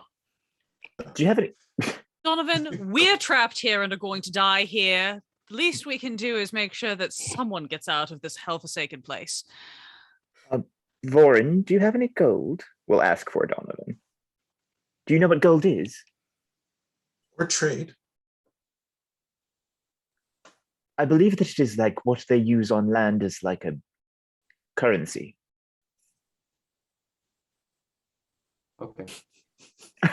Hmm? So, Vorin, Elspeth, you passed the crystal, or like you put the crystal in front? Yeah, So it's a- I'm offering it out. Yeah, and as you offer it out, the light glow that emanates from it lightens up this figure's face. And you see there, short, compact, almost as if an octopus was sitting on top of a gnome's body. Oh, hand tightens on the crystal and eyes get real big. A little panicked. Big black eyes, just like slightly spaced apart, kind of look at you. And then Donovan, you say thing for trade. Vorin Yeah. looks at the crystal, looks at you. One moment, kind of pierces into your brain, Donovan, and then Elspeth's brain, and then Narthi's brain as it has to go from each person's head. One moment. Goes inside and the doors go. I'm gonna pull out my crystal and kind of set it on the ground so I don't have to get close to whatever this. So I don't get my face sucked off. Are Just you? gonna back up. Hopefully he doesn't trade tadpoles. Does he need both, or should we? Does he only need one?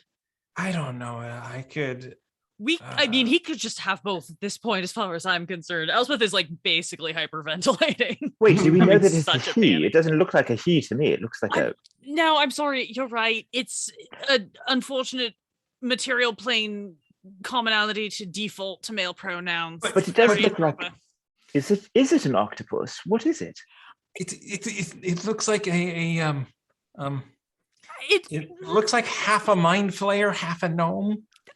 The Like- mind flayer that you had mentioned earlier that is bad news. yes, that's Yeah. mhm. But a very short, weird looking one. It's All right. nice. They were nice. They were nice. Yes.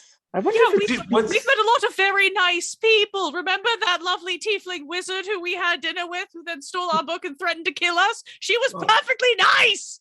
The one you She found in the wasn't. I was murder this close to basement. trying to kill her. right. I'm just going to do a little aura of protection on us right now while we're waiting for the. Yeah, and so she's. And then the figure waddles out, Vorin waddles out, and now I you waddle. can see them walking up to you, and you can see the tentacles that are on the front of the mouth area. Literally, like an octopus is sitting on top of a gnome's body, and you can see the tentacles just kind of like wrap around and like into the mouth, like this. Oh my God. And they start to speak while the tentacles are moving in a simulation of a tongue and mouth.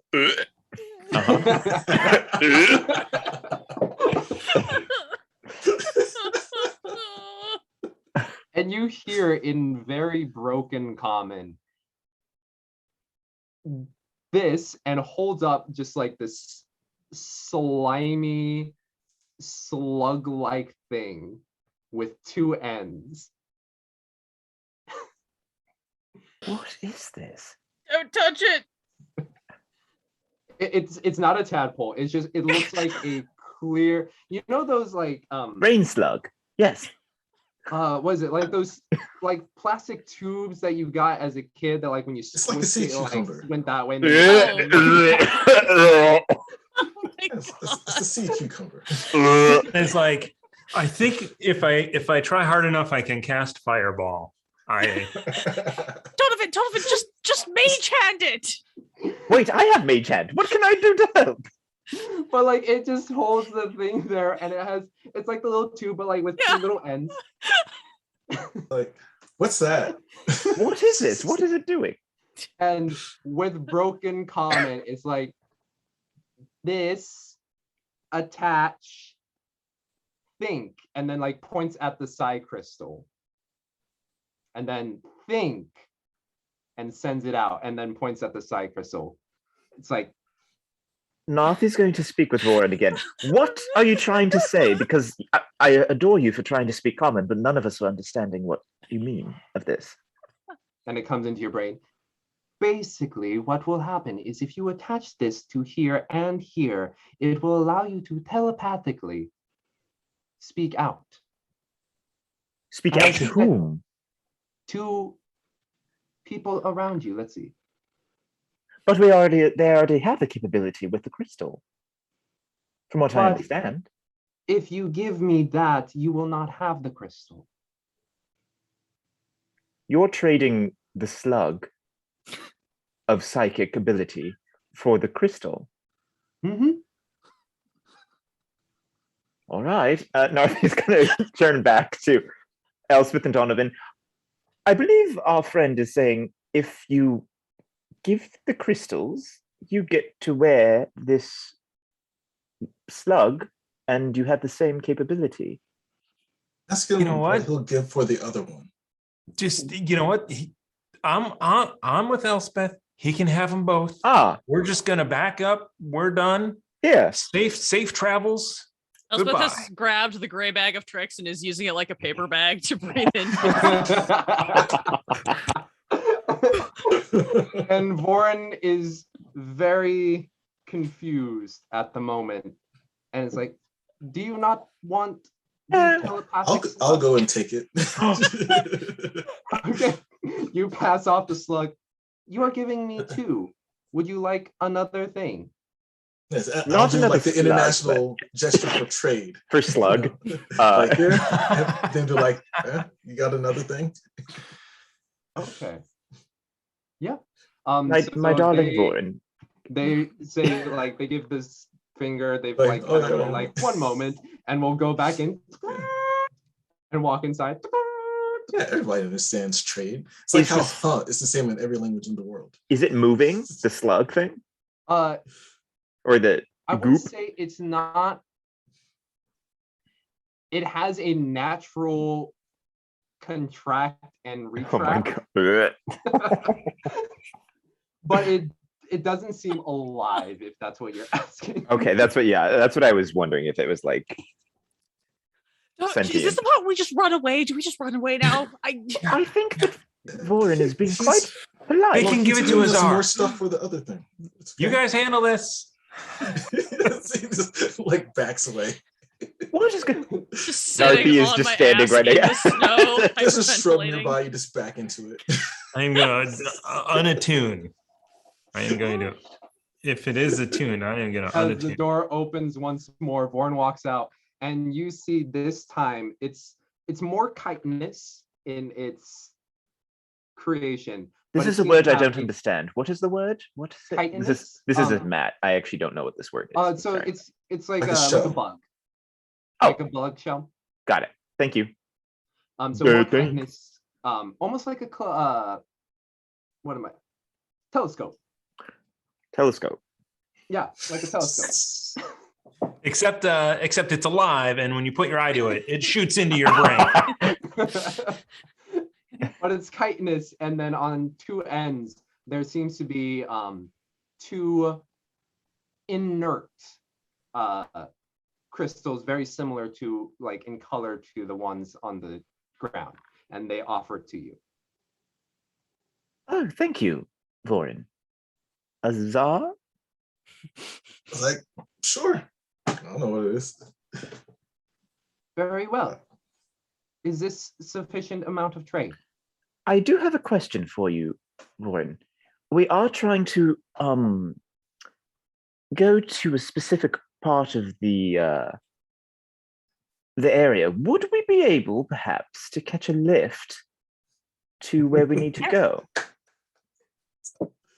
Let me rephrase. We need to get from one place to the other. Do you think you could transport us to where we need to go? Warren thinks about it for a moment, looks at the crystals, looks at you. Make a persuasion check. Yes. Wait, can I do charisma? No. Oh yeah, that's persuasion. Yeah. Okay.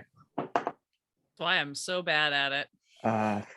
13 plus persuasion plus 8. 21. So, yeah, Okay. 21. You are ensuring the life of me and my children. If you would like to, if you What? would like to come on board, I will happily take you to where you need to go. Everyone, we're getting a lift to where we need to go. Elspeth fully vomits into the snow next to her. Wait, Is she all right? Does she need any? We have things in the ship. If you need something to quell the stomach. Elspeth, would you like? Would you like a ticket? No, Is that not what you're really. saying? like it? Yeah. Nope. No, I think she's all right. I think she's just so overcome with joy of being getting to her next destination. All right, please come aboard, and I will take you. Shall we? Zara says thank you and just hops right on. Yeah. Okay. So Elizabeth, how about we put the bag, and then we'll like put the bag over her head. It's like, and we'll just come in here. No. Okay, all right. I'd rather see what's going to kill me. That way I can explain it on the other side when I have to explain how I got to this point. Got it. All right. So you enter into the ship and Can we just go in through the hole on the side? Well, I was hoping we would just hang from the tentacles outside and be like, woo! like Shia LaBeouf, another Indiana Jones reference. oh god. That's gonna make me bump. See, and I was gonna go Gonzo and Rizzo in Muppet Christmas Oh, Carol. yeah, that's good, that's Like, good. through Yeah, the trees.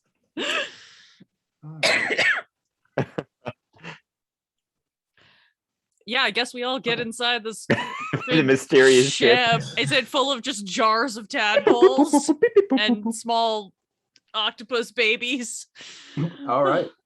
So you go within, and the interior, like the chitinous shell out front, the interior is almost it is organic in its way, and you can see like sloped columns that are almost elf-like in their construction, that really builds off of organic, but this literally feels like sinew that is stretched upwards and above. And it is a pretty spacious deck of about 15 feet high. And you see in front of you another similar oval-like doorway that Vorn does not go into, but instead goes up one of the hooking upstairs to the upper deck area, which they go behind a door and it closes behind them.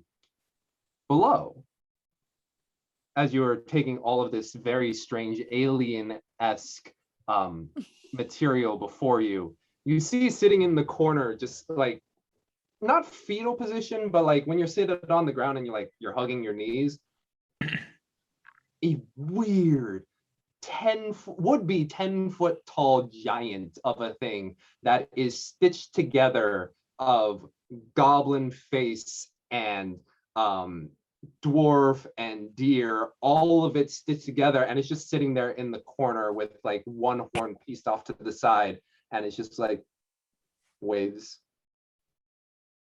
Did the animals come on board too? Oh, I'm ones that were assuming with you us, bring them yeah. on. Yeah, okay. Oh good. yeah. And as you look back on the animals, you see 3 very small, like floating slightly above the ground, as if just like the head portions with tiny little bodies, very similar to Vorin, just 3 gnome squidlings. Are those your children you mentioned? And their big eyes just kind of like staring Huge. at Doe or at Jane. And then Vorin comes up over the deck. It's like, these side crystals have been in. Oh, yes, these are my children. This is Huvin, Duvin, and Leuven. Huvin, Duvin, and Leuven. Everyone, this is Huvin, Duvin, and Leuven.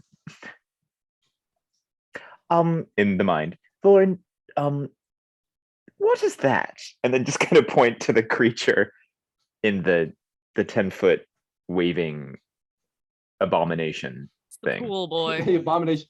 Ah, yes, that is my Cool. creation, Dredavex. Oh, Dredavex. Hello, Dredavex. And Dredavex just waves back. Your children don't eat our friend, like referring to, like, not eat. Your children are lovely. They are staring at our land friends. Are they just curious, or what are they doing? Yes, they are curious. They do see some of your land friends on Dredavex. Correct. So, I just wanted to make sure that our friends are going to receive safe passage. and then you see Vorin looking at Huvin, Leuven, and Duvin, and you just see a look come across, and visible disappointment goes across their childlike faces as they just like kind of like float off to the corners. Like, oh, we were going to dissect him. Yeah. Lovely. Wonderful. Thank you, Vorin. We are currently waiting for my 2 pets, and then we shall go on our way. At which point, coming up from underneath, like 2, I can't think of any other word, 2 sphincter-like holes just open up as 2 carrion crawlers just climb up into the ship and just nestle near Dredavex, and they kind of look at you, look to Vorin. Vorin gives a look, they look back, and then they huddle back and like kind of swirl up into a circle before like laying down. All right, where are you needing to go? There is a fortress with dwarves inside it that way. Elspeth is like clinging to Donovan, like has her hand like fully like wound up. She's gonna reach into her bag with her other hand, like pull it out, flip to the map, hold it out, and then just like bury her face in the back of his shoulder. So it's like just eyes over his shoulder and like gripping for dear life. And like, Jesus Christ. As Elspeth is doing that to Donovan, Donovan is like grabbing onto Jolly. Oh wait, no, Jolly's stoic. Jolly's just stoic, like looking at you, like, what's wrong? Yeah. I go to Vorin and I show him the maps. Like, we need to go here. Well, before we do this, I just have a question, Vorin. Does this vehicle, does it travel to places in the mind? Meaning, if we were to give you a location of something or someone, could you go there without actually knowing the destination, or do you need to physically know where the destination is? Oh, I do need to pilot this ship, yes. Copy. Speaking of, would any of you like to see? Sing? Would you like to see the flying process? Sure. Absolutely, yes. How about you two huddled behind the dog? No, we're fine here. As much as I love learning new things, I don't think today's the day. Very well. Come with me as Vorin leads you two up into the flight deck, essentially the control room. You see all manners of glowing organic lights within this figure, and you see just in front of you almost like a ship or an airplane window where it would have different viewing windows, but right now it is completely closed and you just see a similar fleshy interior over it. At which point you see the 2 side crystals have been implanted into 2 control stands that just like emanate up and outward from the ground. They are right at Vorin's hand height. Are you ready? This will be very interesting for you material planers. This is not a way that you will likely travel ever again. Are you ready? Seems interesting. All right. And you see their hands just like kind of curl around the 2 orbs that have almost like the God, what is it? The pupil? What's over the eye? Iris? The iris, yes. Just like that clear portion is hovering over the crystals, and as their hands just begin to do their unknowingly complicated controls, you see the flesh in front of this window just open up, and you can see outwards into the snow in front. And none of you would be able to see it, but the chitinous holes have been repaired, and you begin to notice as they arc their hands forward, the ship begins to rise up and out of the ground, just and silently float upwards.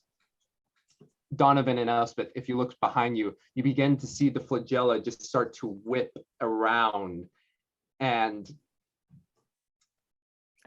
Vorin telepathically to Narthi and Azar just say, better hold on, as they move their fingers forward. It's like grab to the back of the chair. There is no chair. Oh, I thought he was sitting in something. Oh no, he's just standing there. And if you look okay. onto their feet, the flesh have just kind of like curved around and holding them in place as they just arc forward. And you hear Wait, I mean, Narthi's going to stomp on the ground. Sees that. as He's like, it sails across the sky. All of you are just kind of like pushed back into the wall as you sail across the sky. If you look out any of the windows, you can see the light of 10 towns. Did you do that on purpose? If you look out to the window to your left, you'll see the city of 10 towns. If you look out to the right, you'll see the. If you look to the right, Yeah. you see the spine of the world, the night sky, a moon just blasting through, almost full.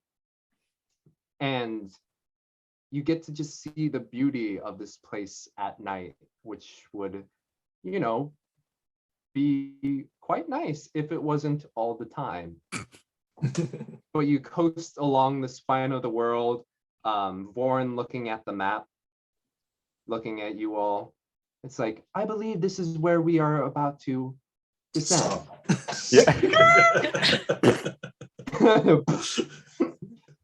I shall now descend. Are you ready? Yeah. Sure. Straight up into the ceiling. And with the organic material, it's almost like a bouncy house. As you're being like ping-ponged around. I feel like in the back, Elspeth and Donovan, once like they keep almost getting settled and then just get slammed, and it just turns out a thing where everything is just the most awkwardly compromising position, but no one's there to see it. So they have to like right themselves before it happens. Except for Huvin, Duvin, and Leuven, who are just Floating. even as it's going back and forth, they're just kind of floating in the air in their space. Meanwhile, Dredavex is just kind of holding the two carrion crawlers. But as it goes through, and it just right before it hits the ground, it just goes before just floating about 10 feet above. I believe we are near your destination. Thank you. This is very nice. This was actually quite fun. It was beautiful to see the land from that perspective. Certainly. And I'll give Warren a pearl. It's gonna keep going. They look at it, it's like, thank you very much, and we'll eat it. I'm getting off this ship. Yeah, the second we seem to have stopped and anything's open, just scrambling, grabbing the animals. Grabbing the sled, grabbing the animals, you all get off. Vorin gives you all that classic Thank you, Vorin. Titanic wave as Huvin, Leuven, and Duvin just kind of stare at you, and their tentacles at their mouth, which are abnormally large for their tiny bodies, just go like, Oh, this is adorable.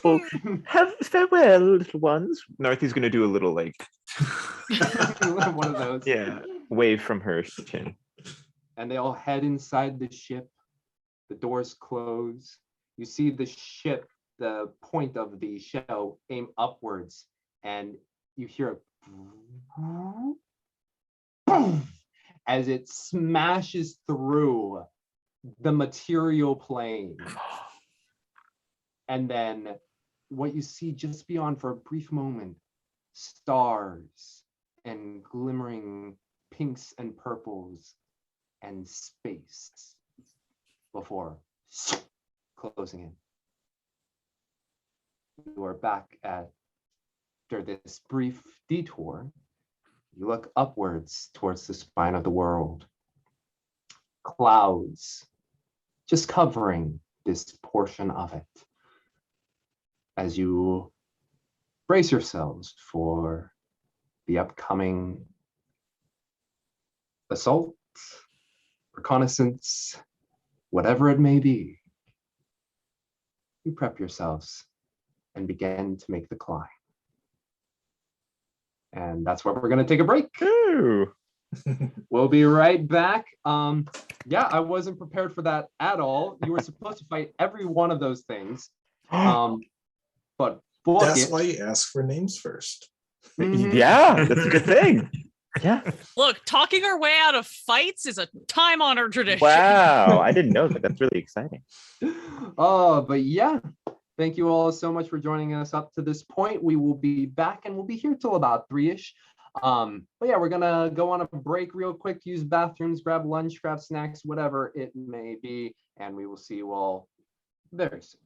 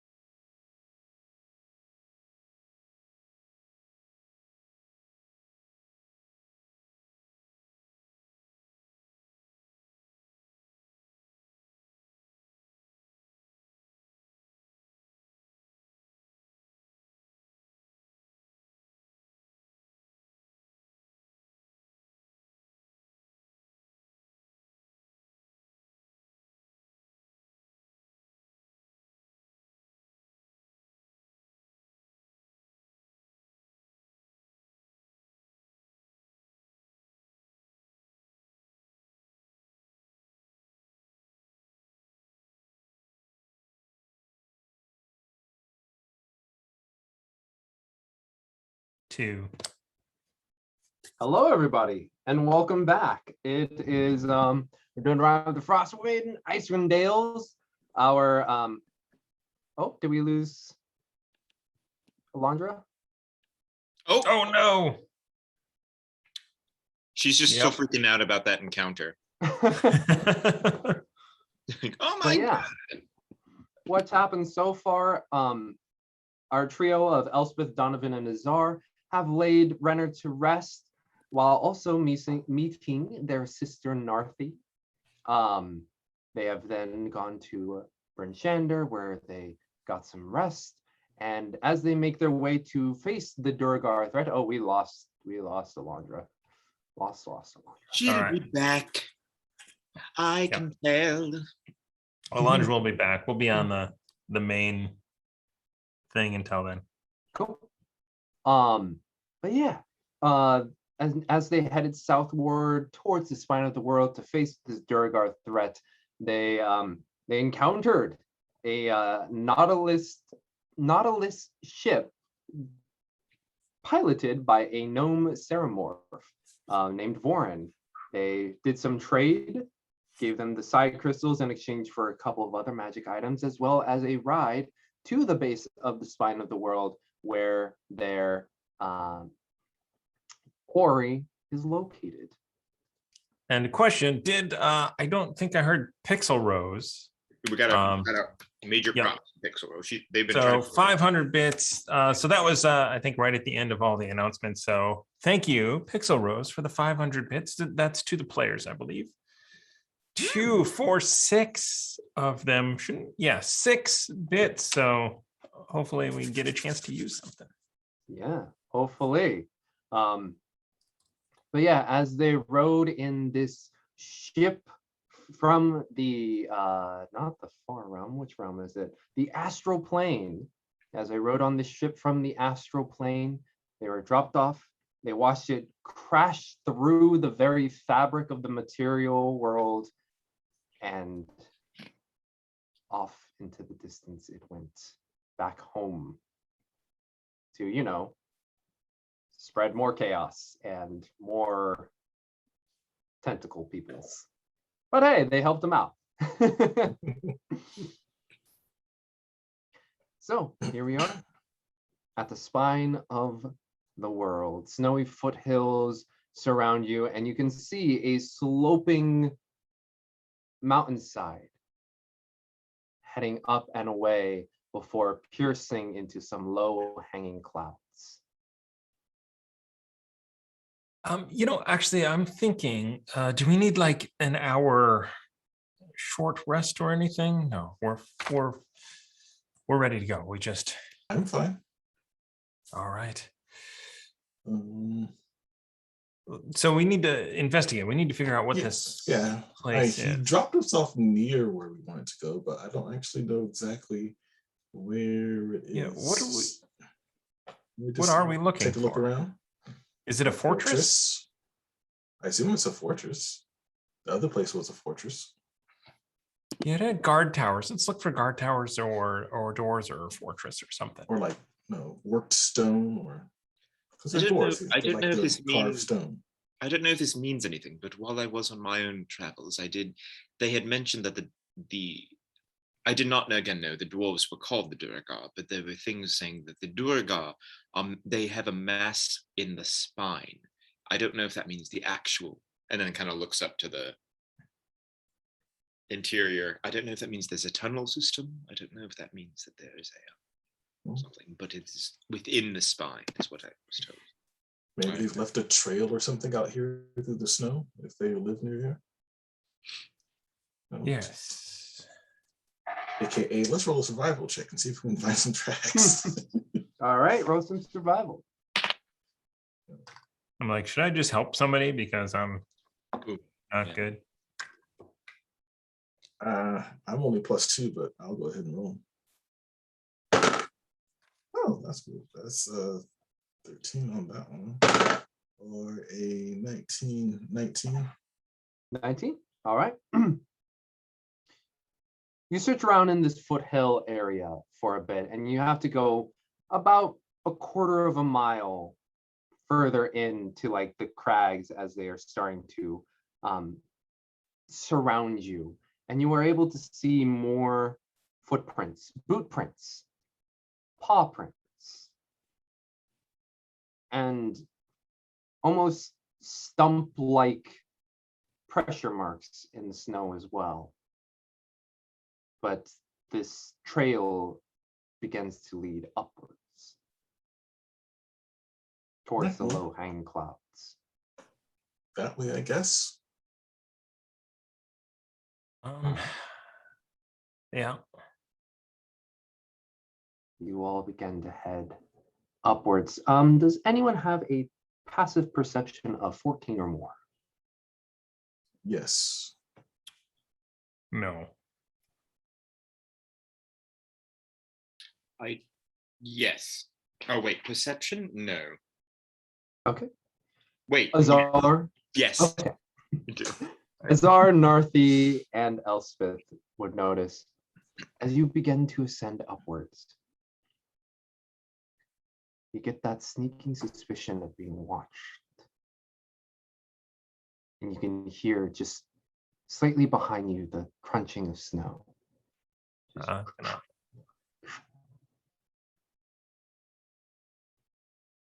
I will cast light on a rock and just throw it backwards. Throw it backwards, and it hits something, not rock-like. Oh, I was just And trying to light the area with the light. Oh yeah, no. But as you just throw it backwards, it like hits the thing on the top of the head. And standing behind you, if it had eyes would be wide. But it looks like a giant walking mushroom. Kind of just standing behind you, looking at you all. It looks over and sees some rocks and just kind of like shuffles over before hiding. And you can see like this large cap just peering over. I Interesting. want to use my new thingy. I want to use the detect thoughts ability. Okay. With a save of It's just an action. Detect for surface thoughts. It doesn't require a save. Only for okay, digging deep. just surface level thoughts. Cool. Yeah. And you hear in your brain just like, who are these people? They're not them. What are they doing here? Hello. And then just peering up and overhead, you see the cap rise, and you see two almost bioluminescent areas on the facial stalk area that would be akin to light. And it looks over, What's your name? and it just kind of waves. What's your name? Do you have a name? Might not have a name. Not everything has a name. If it had thumbs, it kind of gives like a thumbs up as to a name, but it doesn't say anything. So are you talking to a mushroom? Why not?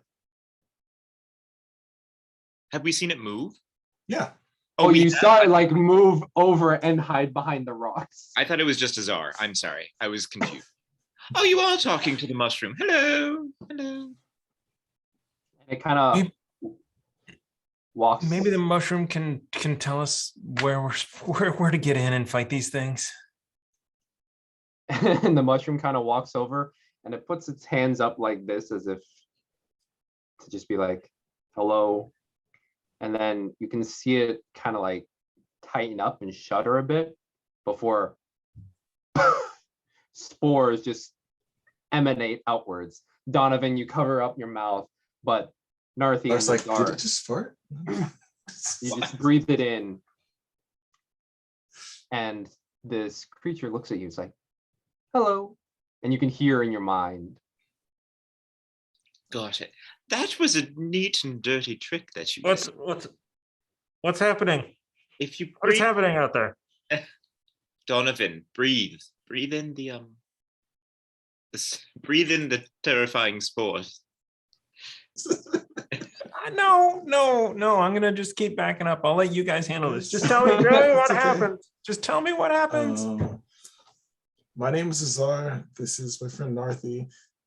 This is my friend Elspeth, who's probably vomiting in fear. And that's my friend Donovan. What's your name? Hello. My name is Daryl. Daryl. Daryl, the barrel mushroom. Daryl the barrel mushroom. Daryl the barrel. Hello. Well, we're headed this way. Did you want to come with us?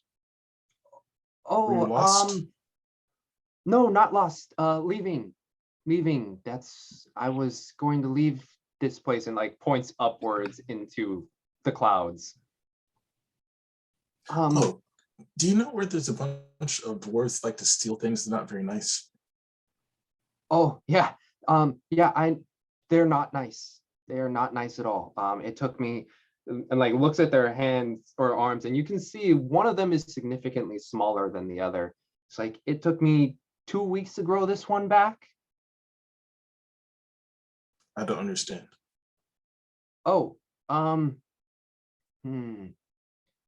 So we release spores, Yes. and as I am connecting with you right now, if you take those spores and use it in very heinous ways, you can not just connect, but control.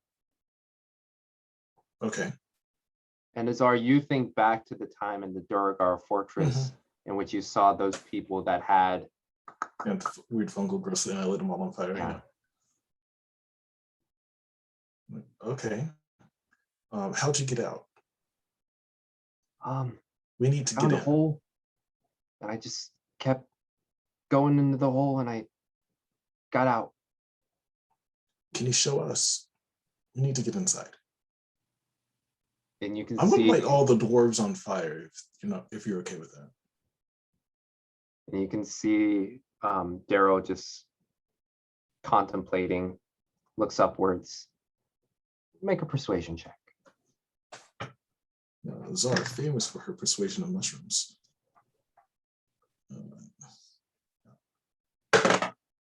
15. 15. Okay. Follow me. We'll find a way in. Thank you. Right. And you can see Daryl start to climb up the mountains, Right behind him. leading you through.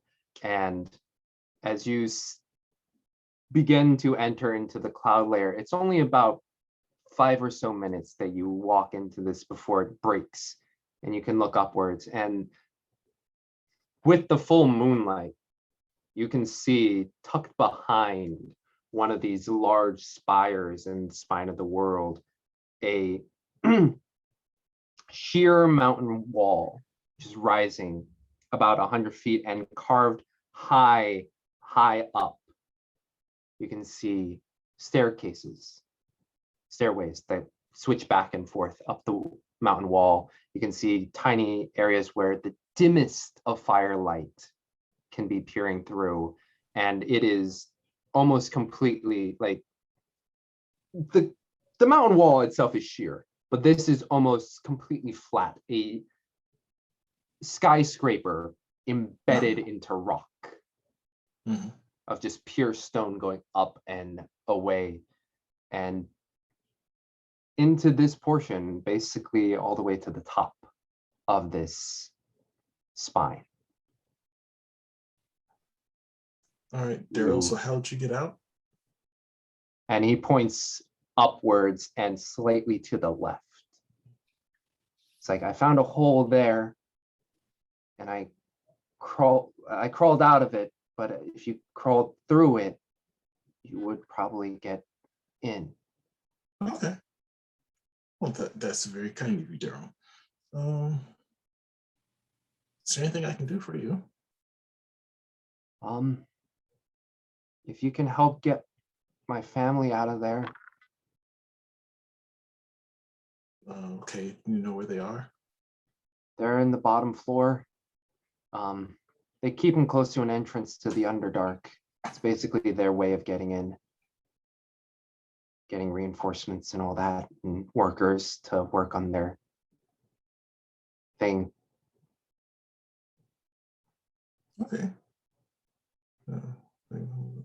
Okay. Well, when we go inside, if we see any more people like you, they look like you, right?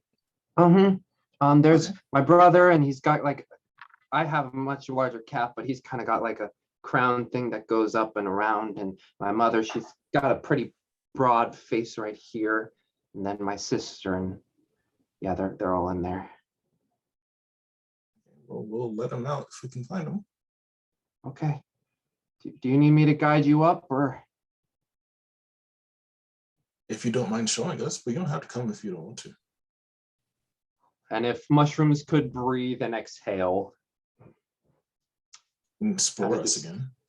sets himself and begins to climb up the mountain, leading the way, and notably like picking points at which they look over and they see off to the far side where the stairs are.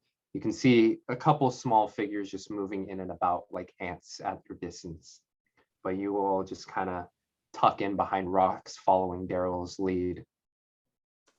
At which point you crest up towards the top of the mountain. Following Daryl's lead made the climb a lot quicker. There were some points at which it was a little dangerous, mainly because Daryl was coming down and you're going up. Very different trail path.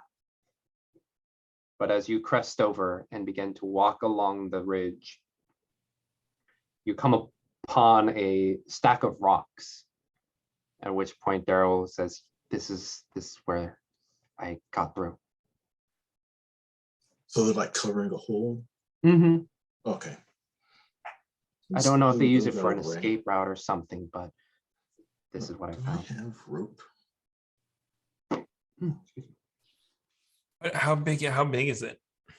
It's basically about the circumference of Daryl's head, just a little bit larger, about 5 feet in diameter. Oh, okay. Oh, I meant to get climbing gear back in town. Oh, I've got rope. Oh, I do have a climber's kit. Okay. Well, were you going to leave, Daryl? Or would you rather wait to see if we can get your family out? Kind of looks up and there's a gust of wind that blows up from the top here. I think I'll head down, see if maybe I can get more people to help. Sure, just be careful. Oh, okay. Yeah. Daryl, may I ask a favor of you? Do you mind watching, and then kind of refer to the menagerie of animals that was probably following us? Do you mind looking after our creatures while we are rescuing your family? Oh. I think I can do that. And goes over to Jolly. Goes to pet them. Let's see, what do you got? And you can see Jolly just kind of like tense up just a little bit. Oh, the other one's the nice one. At which point, as Jolly tenses up, you can see Daryl just kind of like a puff of spores just go poof, and Jolly breathes in and becomes a bit more docile and just like accepts the pet. I didn't learn how to do that. Nice trick. Oh. Actually, Daryl, do you mind if and then Narthi's gonna kind of look around and reach into her pouch. She has 3 empty pouches. Mm-hmm. Do you mind if I partake in some of your, I don't know if this is rude to ask, but do you mind if I partake in some of the spores and kind of like open up these little Oh. pouches of spores? Sure. Yeah. But then you can see like a look come across their face if they had one, and it kind of looks you straight in the eyes. You're not going to use this for anything bad, are you? Absolutely not. No. This is the only thing this is for is to rescue your family and for us to get into the Persuasion. We're trying to, and then she'll put a hand on Daryl, Mhm. the shoulder, if there was one. There is a shoulder-esque Oh, part, okay. and it We'll kind of put the sinks hand- in a little bit with how soft their fungal body is. Okay, and then just kind of try and touch it, trying to avoid the fungal moments. Yay, we have Elandra back. But we'll put the hand on the shoulder and just be like, the Durga had slain my brother. Roll a persuasion check.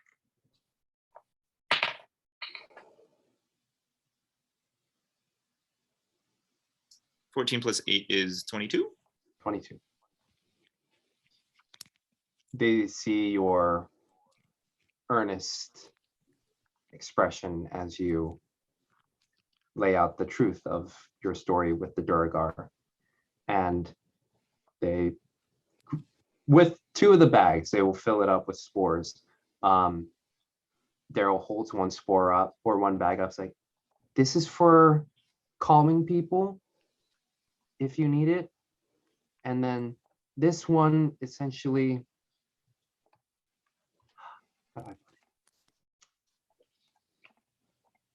it will lock them up for a bit.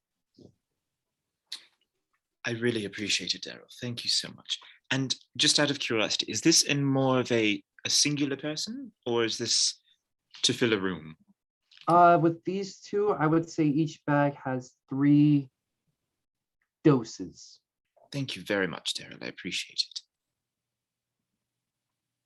And I promise it is only to retrieve your family and avenge my brother. Okay.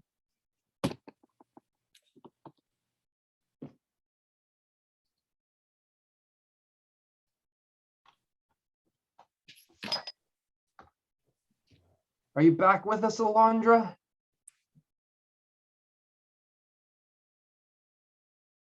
Does not look like it, maybe? I see that I accidentally have spilled some spore of freezing on my friend Elspeth. We shall try and remedy this as soon as possible. At which point you leave Daryl with your animals. And you begin, all of you, to descend into a dark, dark hole.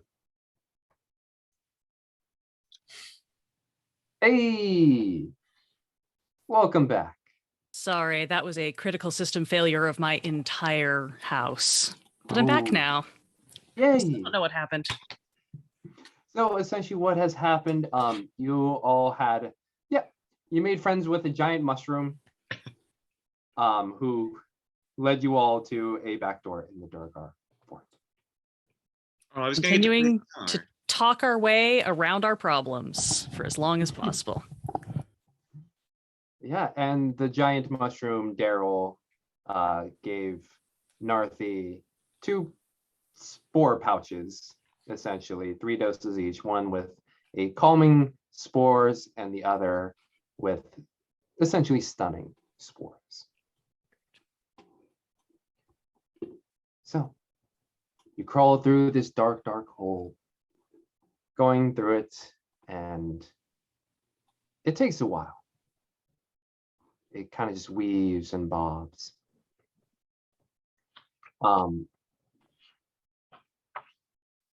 I need 1 second. Yep. Do we all have dark vision? I'm trying to remember if we do. I think we do. Zara uses light. Oh, that's right. Okay. Got it. So Zar, you use the light. Where are you positioned within the group? Depends. Anyone else want to go first? Um, I'll just basically I if just we hold are it in my trying- hand and use it like a flashlight. If we are trying to remain indiscreet, I can go forward with my dark vision. I believe everyone else, except for Donovan, can see in the dark. Yes. Donovan, I think, can Oh, Donovan see in the can. dark. Yeah. I mean, I'll accompany Donovan. I'll take the bullet and walk alongside him if I need to. Oh, it's not so much as walking. It's more of a Oh, a crawl. crawl. All right. I'll take up his rear. I'll take the bullet and take up the rear from Donovan. Is that that's not a beneficial thing? I thought that was the best view in the group. Oh, is it? Well, I've heard. I've seen. Well, there you go then. And eventually you all, as you bob and weave through these, Moving on. Czar, you notice that the edge of your light meets wall. But it is cracks within it, as if rocks have been stacked up and placed there. Mhm. Right. And so it's just like the tunnel in, there's no left or right, it's just stops right here. Yeah, it just stops right there. Okay. Well, I'll just pause and just give a listen to see if we can hear activity or anything coming through. All right, perception check, please.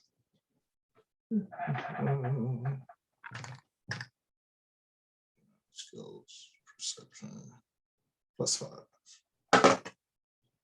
23. 3, excellent. 1 second, let me make sure I got all of this in the brain.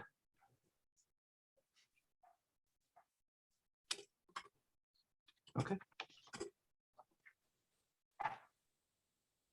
You hear the regular, it sounds like a regular clacking of hammers, just going king, king, king, and some that are like king, king, king, king, king.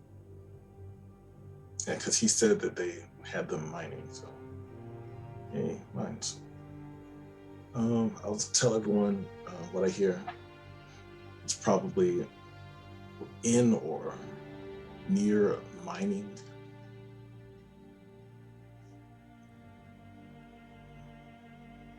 So I guess we'll just have to get the rocks out of the way carefully. Okay. If only someone had thought to bring some dynamite, we'd be perfectly on our way. What did you guys hear? Sounds like picks. Like mine's Daryl said that they brought them into mine. Sounds like he found a way out through the mine. Gotcha. See, we try and as quietly as we can pick off any Duragar we see.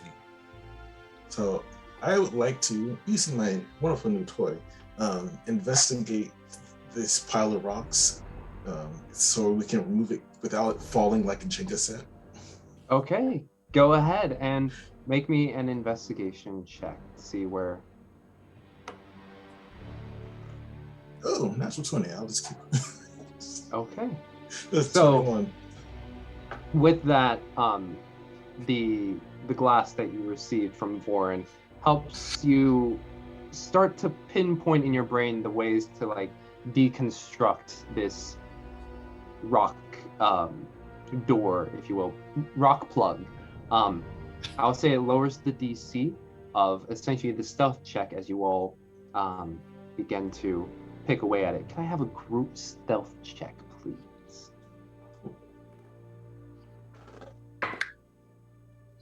Jeez, come 20. 12. Oh, And 10, 21. 21. Solid throughout the group. You begin to pick away Azar at the rocks and pass it backwards. And thankfully, with the hammering of what's on the other side, the occasional dropped rock is not amiss, especially in the environment forward. But you separate all of it. I'm assuming, do you put out your light, Azar? Yeah. You So I pour wouldn't be able out to hold the it moving the rocks. Mm-hmm. You put it out, and you can see on the opposite side, it is dark. Very dim light, but still some light nonetheless. But right now, as far as your sight can see, it is just a dark room in which the walls themselves, though, that are nearby do seem to be very smoothly hewn. I'm gonna use the wand of enemy detection one more time.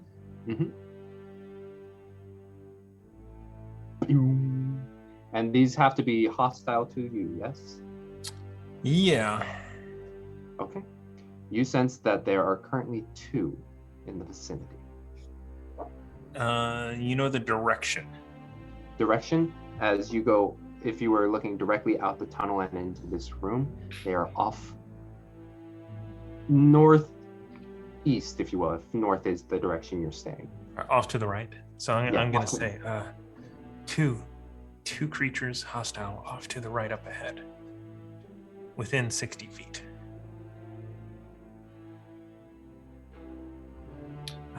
Let me sneak ahead because I don't need light. I'll be right back. How many And, exits are there from the room? In the room? Yeah. Did I hear enemies? How many exits? How many exits? Sorry. Oh, exits. There are, from what you can see, I would say 2.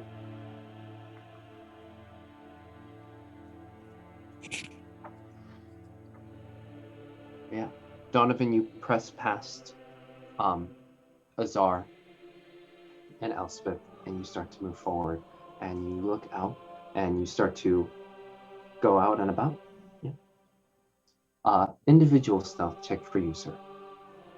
So far, I've yet to roll over a 6 today. Can I give him guidance as he pushes past me? Sure. That's Does good. it matter? Oh, okay. Yeah. Oh yeah. Add that D4, baby. 10 total. Well, I thought you said you rolled good.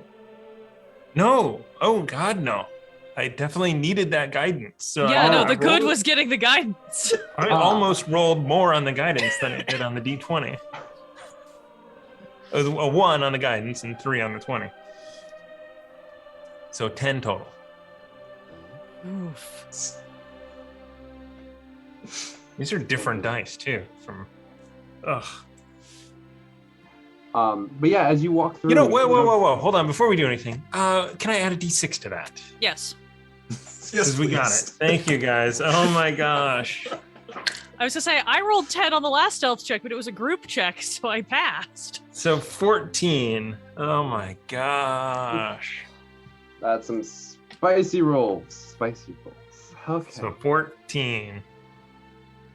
Yeah, as you entered this room, Donovan, and as you all felt as you slowly started to descend, started to get warmer. And Donovan, as you enter this room, as you can see, there is that smooth hewn stone. The walls bereft of any ornamentation whatsoever. But there is a pervasive haze, a smoke, that just lingers in the room, and it is warm in here. Getting uncomfortably so, especially with the cold weather clothing that you're wearing. The ceilings themselves are about 10 feet high. But as you look through, and you see in the haze, there are 2 Durgar standing in front of a door. And the door is very apparent because beyond it you can see almost a molten orange glow peering out from the other side. You can see them with their warhammers kind of just stepped into the back there and just being like, man, I wish I was in there. Yeah, me too, mate. I wonder what he's going to say today. Yeah, don't know. And they kind of like to start like picking at their warhammers, just like at the little crevices. If they see any like little soot in there, they like kind of scratch it off. But they don't seem to notice you. All right, I'm going to back up and relay the message. There are 2 appear to be guards outside of a door. It's really hot in there. Warhammers. They look bored, but they're guarding a door with molten, I guess, rock coming from the other side. Do we, did we see any of the people that were doing the mining? I didn't see any miners, just the two guards. Yeah, and as you approached Donovan, you did hear the sound of hammers on the opposite side. It's not mining picks. It's hammers on a forge. Oh, okay. I don't know if anyone has silence or anything that we could put on the Durgar before we struck. Oh, I don't yeah, think I could I try to draw their attention. prepared that one this morning. I can plunge them into darkness. Like the kind you can't see through unless you're very special. I could also make someone invisible. If It's that's not worth anything. bad. I think we need some help. Did they look particularly wise? No, they did not. Ah, Well, that's helpful at least. I could Yeah. always use invisibility. in that case, Narthi is going to pull off her shield and start walking towards the door, or towards the direction. Hold it. Ah. Just grab a hold. Ooh, Oh, no. This is What? how your brother got himself into trouble all the time. Just wait. Just wait. Oh, So a so giant could dire wolf appears. What is Oh, going on? yeah. Which one is this one? Is it Oh, badger. Sorry, badger. a giant badger? That Bucky. would be Bucky's Bucky the badger. Bucky the Badger. so You we're guys see in like a gray resin badger appear before you.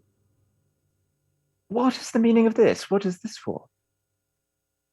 Protection and or a diversion. Don't worry about it. Got it. So we're in a space of some sort, and up ahead and to the right are the Dwargar. Is there anything else in the space where we are? Make a perception check for me. I'll use light because I have to see around it. They're around the corner, so they won't be able to see the light anyway. Mm-hmm. Yeah, that's a 14. 14. You do take in the space that Donovan described, and it is bereft of ornamentation. There isn't really much in the way of this room. There is that door up above, or where the two are guarding, and there seems to be one even further down past where they are. One thing you do notice that is a little different compared to the rest of the room, in corners, almost like gramophones that just kind of flare out just in the corners. Okay. And so it's just a room with a hole in the wall where we came through, and there's no doorway on it. It's just like a. Yeah, it seems like when you look at the way that it is, the wall itself is pretty smoothly hewn. But for some reason, this area right here is just like broken through, and it seems to be a hole to the outside. Okay. Okay, I had thought that like they were expanding into this area. That's why the tunnel was okay. I got you. Somebody escaped the oubliette and we found their exit. Yeah. All right. Well, I'll say, well, I can use a spell to like make a noise somewhere else, and maybe they'll go to check it out, and we can get up behind them. Sounds good. I'm going to tell Bucky that they're to attack once we start attacking. Short, dark dwarves. Right. So that I don't have to like do it. I don't have to waste a bonus action in combat. I can just, once we start fighting, you go attack dwarves. And you get like the subtle nod from the badger. But yeah, Azar, you throw the noise. Yeah, so I'll like get to near where they are and cast the noise up ahead, sound like distant growling or like some sort of animal coming from somewhere. I mean, if there's tunnels coming to the place, maybe other things get in and out or something. Mhm. And you see one of them just kind of perk up to that noise. Ah, shit. Probably one of the Quolgoth's gonna be fine. Fuck. Like, takes the hammer over the shoulder and just starts walking. The other one's like, you need backup? It's like, no, he's just got bop on the head and they stop it. And then he walks away. But there's still one kind of standing there. Okay. And go ahead. I'll just like signal everybody. And as you signal and you guys begin to descend upon the singular Duragar, the klaxon in the corner just erupts as you hear a sound. It's like, hello, this is Zardarak. Please, if you are not on any guard duties or anything of importance, which is nothing aside from guard duties, please make your way to the forge. And you see that one guard kind of like perk up, and then realize he has to stand guard and just kind of slumps in and just puts his head on his warhammer. Yeah. As the voice is going, it's just like cover noise. I would like to jump the guard. Yep. And as you do, you just hear a wait, what? And go ahead and basically everybody gets a surprise round. Cool. Go ahead and make whatever action you would like to do to beat the shit out of this guard before he makes noise. I'm gonna need him to fail a wisdom saving throw, please. Mm-hmm. If Oh, that's cocked. Oh, no, that's definitely not a fail. That's a 21. Oh, that's disappointing. But for the other folks, what you get? Dirty 20 to hit Oh, yeah. with the bow.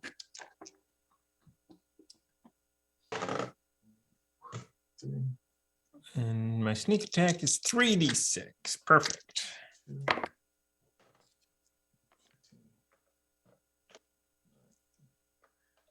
I didn't get anything below 19.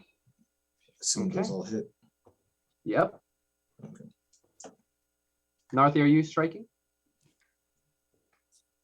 Me? No. Yeah. Wisdom saving throw. Oh, okay. That's a 19.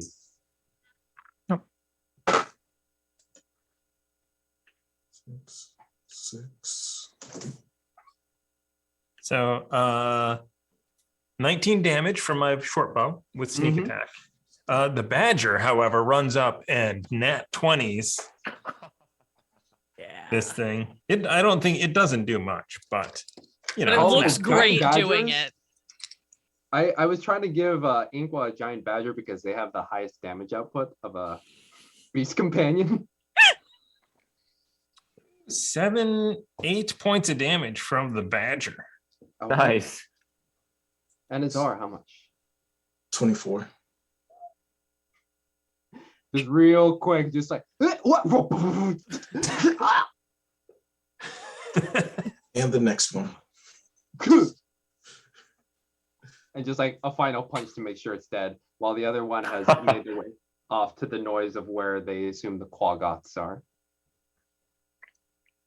I like to move on that one quickly before it Quickly? perks up. Yeah. Was the klaxon in Undercommon or Dwarvish? Oh, that's true. It would be Dwarvish. So then I okay. say, we're about to have company. Yes. Oh.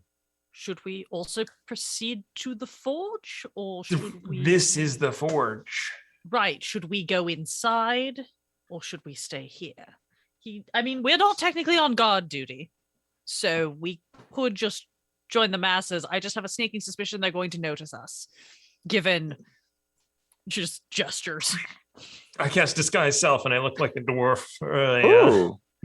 Oh, yes, nothing. He Duragar. does this sometimes. Please don't attack him. That one's Understood. friendly. Understood. Just moving on the other guard so we don't have someone coming up behind us. Okay, so Azar moves up on the other guard. Donovan, you let one loose. Go ahead. As he turns around, and is like, wait a second, shit.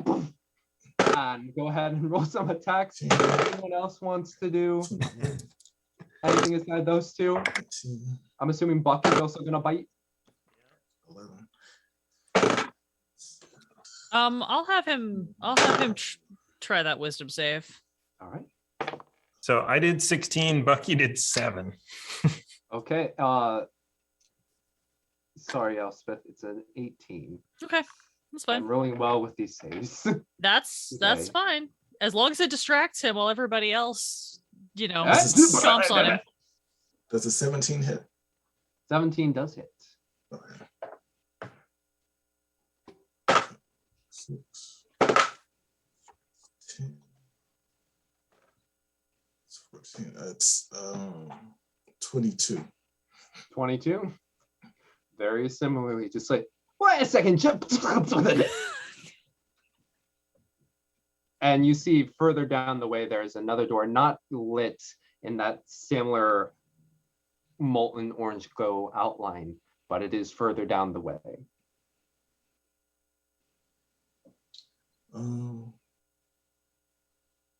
So there, gonna orange drag glow, by. that's pretty much definitely the forge. That's like firelight or whatever. Mm-hmm. I'll go over to the other door and just give it a listen. All right, go ahead and roll a perception check for me, please. And I'm hiding the bodies. Mhm. I'm assisting Donovan, and if there's any anything that looks like an insignia, a badge, a pass key, gonna grab that.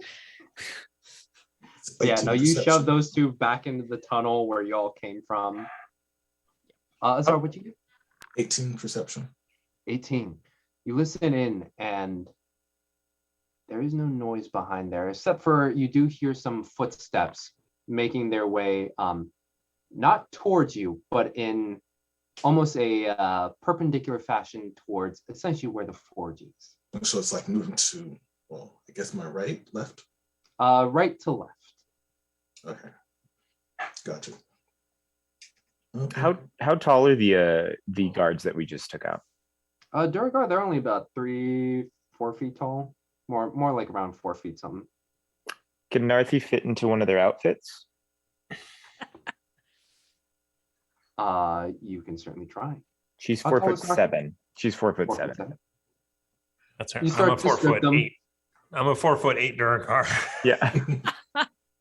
You start to strip them, and you look at Donovan, and he's looking a little, for a Duragar, looking a little tall. Narthi, you put it on, and particularly the upper region, it doesn't really cover much of the midriff. Of course it doesn't. You're Hot objectifying Duragar. all of it. Yeah, hot Duragar. Yeah. I'm not a regular Duragar. I'm a hot Duragar. But also, you do have this flowing cloud of hair as if you're always in water. That's true. It's kind of That's like true. as if movement is on its own. Elspeth fishes through her bag and pulls out her foundation, which is a shade of light lavender, and goes, "Do you want any of it to?" Ah. Can go ahead and try it. Yeah, we'll try it. Okay, Doesn't since you're not mess. proficient in disguise, No, I am not. just Azar is proficient. Can I in, put it on her? Makeup.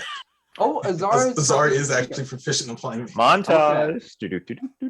That's right. You have braided my hair wonderfully multiple I do, times. and I also have a disguise kit.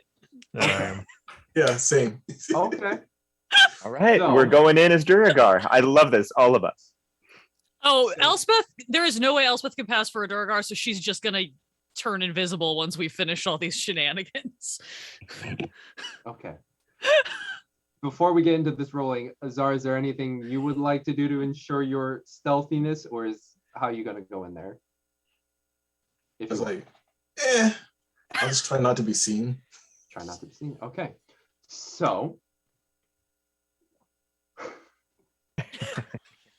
Azar, since you are applying the makeup, and you do have reference of both Donovan and the two knocked out, excuse me, not knocked out, killed Duragar. Roll me a d20, Mhm. add your proficiency modifier, That's a natural and 20. I pray to God I roll this well when we're fighting, otherwise I'm screwed. It won't matter. Narthi's gonna be so hot, she's gonna distract all the boys. He's doing a sexy A sexy Duragar dance for everyone. You know how during Halloween, some people just want to dress up, but they want to like dress up as the slutty versions of. Slutty Duragar. We're playing a horror campaign, I'm not a regular y'all. Duragar. I'm a slutty Duragar.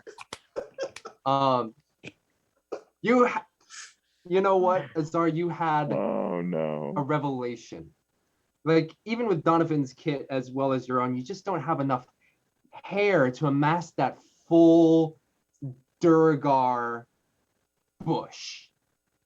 And you look over at the two dead ones over there that you just like dispatched so quickly, and their hair is still Perfect. so pristine. You know? You shave it off and you start to glue it on, and you apply it in like the right amount of layers, just like little bit. But also with that nat 20, you do it like quick. You know exactly from your time in the circus and your time performing, just like this is how you apply a beard, and you are able to like slick Narthy's hair back so that way it's not doing its own weird water thing, and you put on a Duragar wig. It is a masterpiece. You look over and it looks like a slightly tall, kind of slutty Duragar. I love it. This is ours taste. What can I say? All right. Elspeth just kind of pats herself on the chest and goes invisible. Okay. Goes invisible. And do you four enter the room?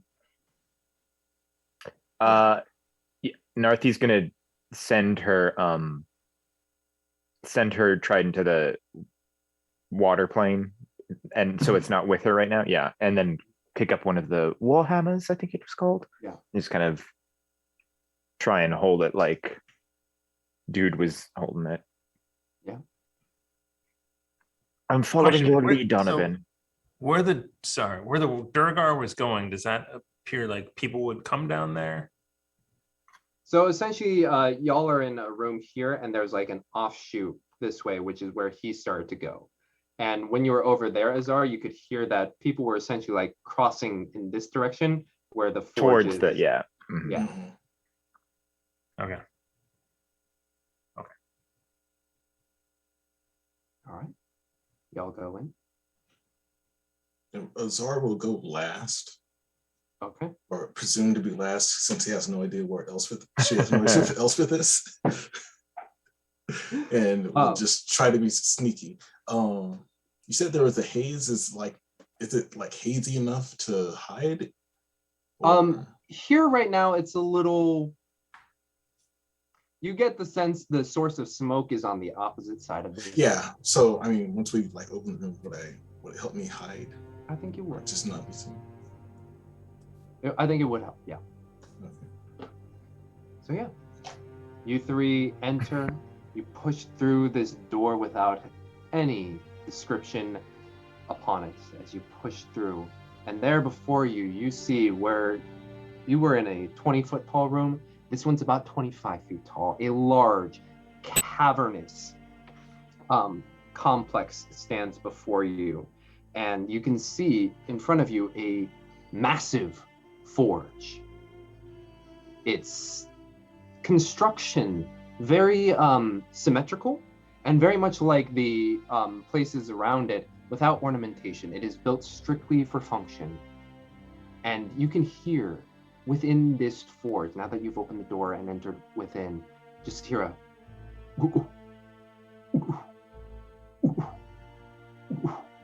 as lava begins to flow around this area. And you can see a few Duragar beginning to like work with metal and, well, not metal, but chardalyn, as you have come to know.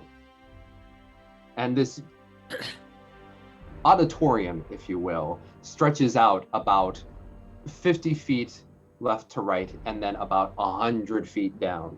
It is massive, but with the heat and the smoke, it is just so hazy that seeing the far end is a little hard to see.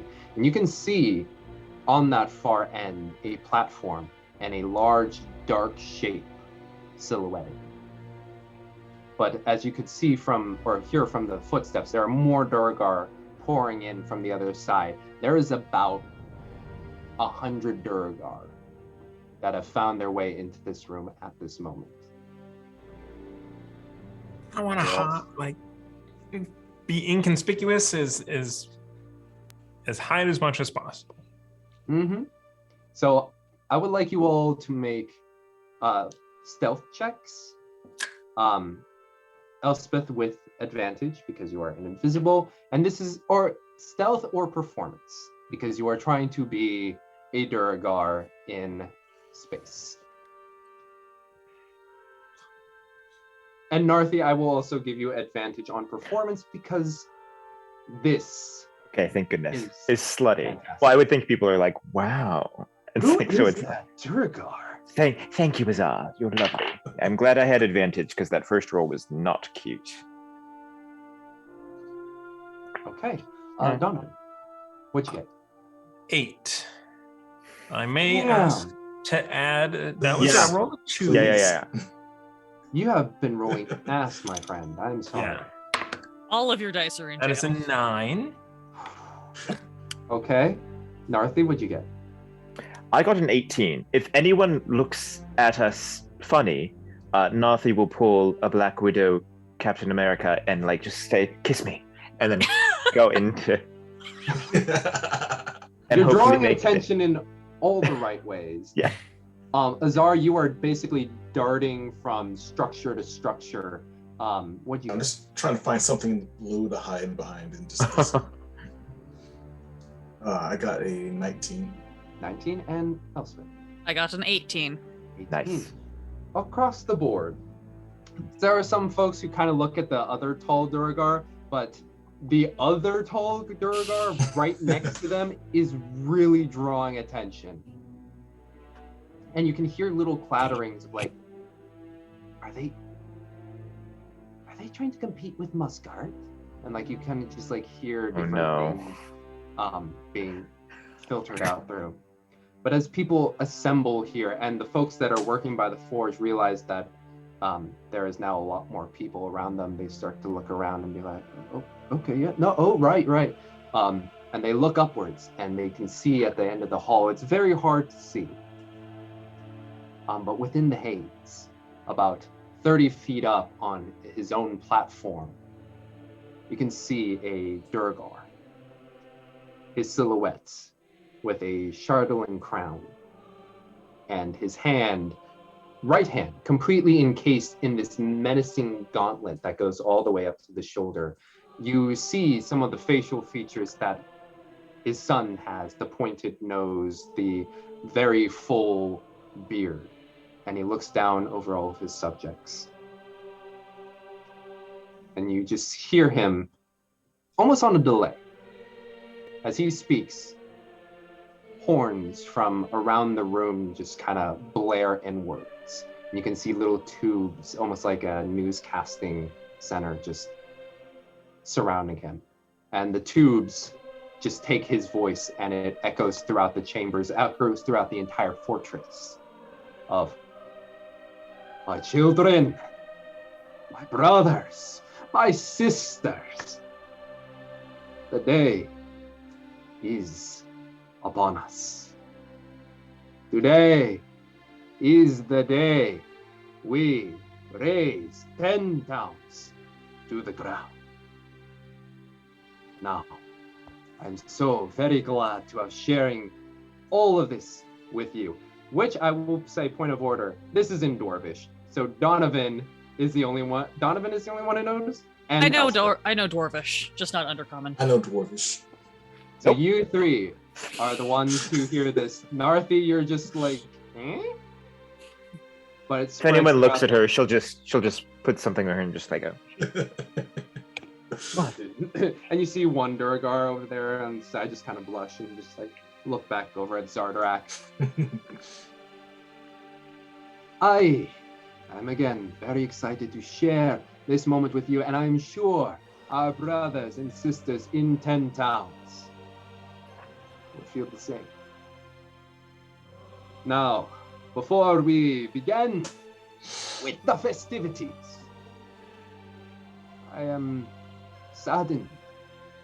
I am hurt by the fact that in this great moment, right before our triumph, some of you decide this is the time to make wrong choices. Can we bring her forward, please? And you see some shuffling of some Duergar as two Duergar taking a stripped down female Duergar right in front of the dark silhouette you see on the stage pretty close to Zardarak. They throw her to the ground and she lands. My own captain of the guard would choose today, of all days, to show her betrayal. And it saddens my heart. It saddens. But we cannot let poor choices get in the way of our greatness. Nephron, we thank you for your service. May you return to Tituera. At which point, the dark silhouette on the stage, two eyes, pew, pew, turn on, bright yellow, a grill, almost like a knight's grill, just spreads out with yellow light. The shape begins to shift. Shoulders begin to rise out from the silhouette, and two black wings spread outwards. A massive neck, the screeching of metal rubbing against metal as it starts to raise its head. A massive mechanical dragon looks down at Nephrin. And you hear just a slow sound of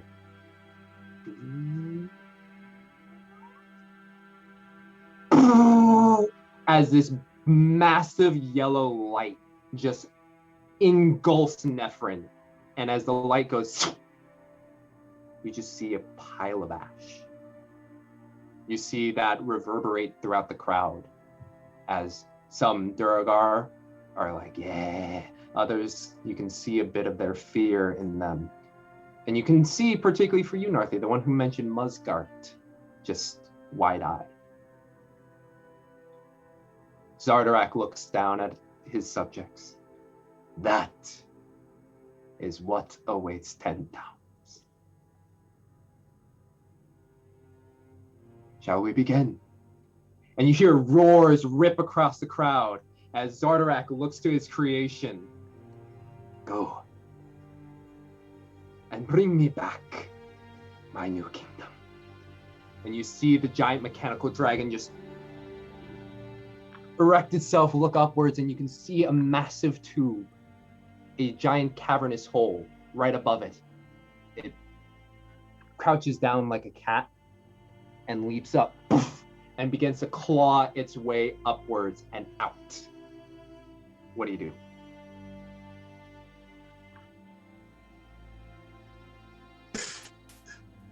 Go back to the room. Azar, you make your way Like- out to the room. Other three?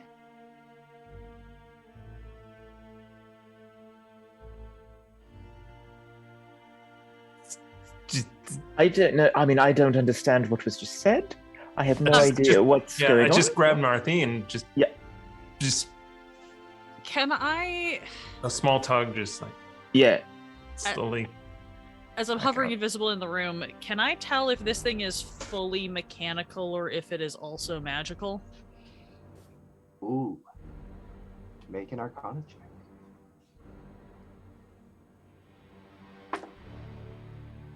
$23. Woo! Un momento, por favor. Of course. Okay. I'm just deciding how quickly I want to die based on the answer to this question. It is mechanical. Okay. And as you saw its design, it is infused with chardalyn, Got it. Okay. making it innately magical.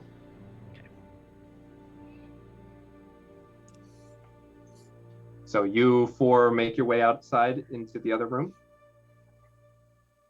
I'm gonna wait just a bit to see what happens. Yeah. As that happens, or as you decide to wait and look out at the room, you see folks not returning to work. Actually, oh, hello, Raid, from Fun with Fondue. Hi. Not fondue in a while. Welcome. Hello.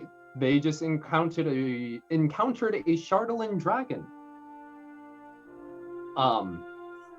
So yeah, and it has now been told to unleash its wrath upon 10 towns. Sorry, what was the question right before this? Oh yes, they are celebrating. There are some folks you can see, like almost like a small splinter group going off to the side and discussing. But overall, the large grouping of people, it is joviality, which is odd for Duragar.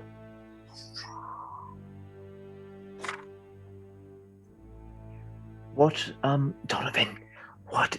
I mean, I'm sure everyone's making like hullabaloo and whatnot, and like you said, Oh yeah. what That in the dragon. mollusk is going on? That dragon thing is about to go destroy 10 towns. I think assumed this was some sort of like a ritual sacrifice or something. I'm not quite sure what was. Who was the? Oh no, that person turned on him. Was a traitor. Probably tried to stop this, but that thing's gonna go destroy 10 towns, and we're too late. And hearing the words like traitor turned was. Did they mention? Did that gentleman mention that there are many that have turned on whatever this is, whatever's happening? There's at least a few. See that group over to your left? They look to be more worried than everyone else. Yeah, I was gonna say if connecting that with, because I couldn't understand, but you said, James, earlier there was one dude that mentioned muscat or something like that. Muscart. Muscart. Yeah. Well then, Donovan, perhaps we should go. I mean, I don't know, but that group, as you said, and this specific person has been locking eyes with me for quite some time. But I don't know. Well, frick. Elspeth, go back in the previous room, I guess. I'm gonna go talk to him. Oh, you're gonna go talk to who? That splinter group that went off. I'm just gonna indoors go, hello, fellow kids. And they look at you, and they're like, "Who are you?" Perhaps you could join us in the other room. Why? There's a chardalyn dragon about to destroy 10 towns. Yes, that is very true, and we are very happy about it. Very happy. In other room, we celebrate. I'm just gonna back up from them and go in the other room. Okay. What was that, Donovan? I don't know. I think I just got us killed. Make a persuasion check real quick. Jesus Christ. Okay, hold on. I'm gonna break out some Birds of Paradise. Yeah, please Thank you. do. Please. Yeah. At this point, you can use that Will Wheaton dice again. That's yours is garbage. I can't give you guidance No. without breaking my invisibility, so. I'm going to. Oh, Yeah, you can. Oh, Well, is that concentration? Yeah. I'm actually going to switch dice trays. Oh, Fresh and clean. persuasion 15. 15. Okay. You back up into the crowd, disappearing. The group of four kind of looking at you odd as you go into the door. Has everybody else reconvened into this room? sure. Yes, I've been following Donovan. Okay. You all reconvened. Do you close the door? Maybe. Donovan's coming, so like maybe just leave it ajar. Yeah, just Just barely enough. Yeah, barely ajar. Okay, barely ajar. You four are there. What do you do? What are we gonna do? I think we're too late. I don't know. I just asked some Durgar to come join us. I don't know why. We'll have to do something. We can't just let the giant chardalyn dragon destroy this place. I've got We have nothing to- that I can do against it. Well, we should at least go try to warn the people. I think that's the Get best we back as quick as we can do. Try to raise whatever militias we can. How it's a dragon. It's gonna fly and destroy them. It's too late. It's Is it already. So what do you want to do, Donovan? Do you want us to just run? Do we Well, just? is it controlled from somewhere? Is it connected to something? Did anyone see if it has It's a source of power? Probably connected to the guy's crown. Do we want to assassinate him? Yes. Absolutely. Great. There's a Should lot I? of Duergar in there. I don't think I can sneak past all of them. I can get past them. Elspeth is still invisible, by the way. For this conversation, she probably put a hand on Donovan's shoulder to like cue that she was there. You know, like so that people wouldn't be too terribly startled. Look, I can get to him probably. It's just the getting back that's not as likely. If you can get us there, I can get us I back. can't get us there. I can get me there. Oh, Well, But as soon as I kill him, this goes. They'll see me, and I'm not sure how much you know about this, but Duergar and Drow do not get along very well.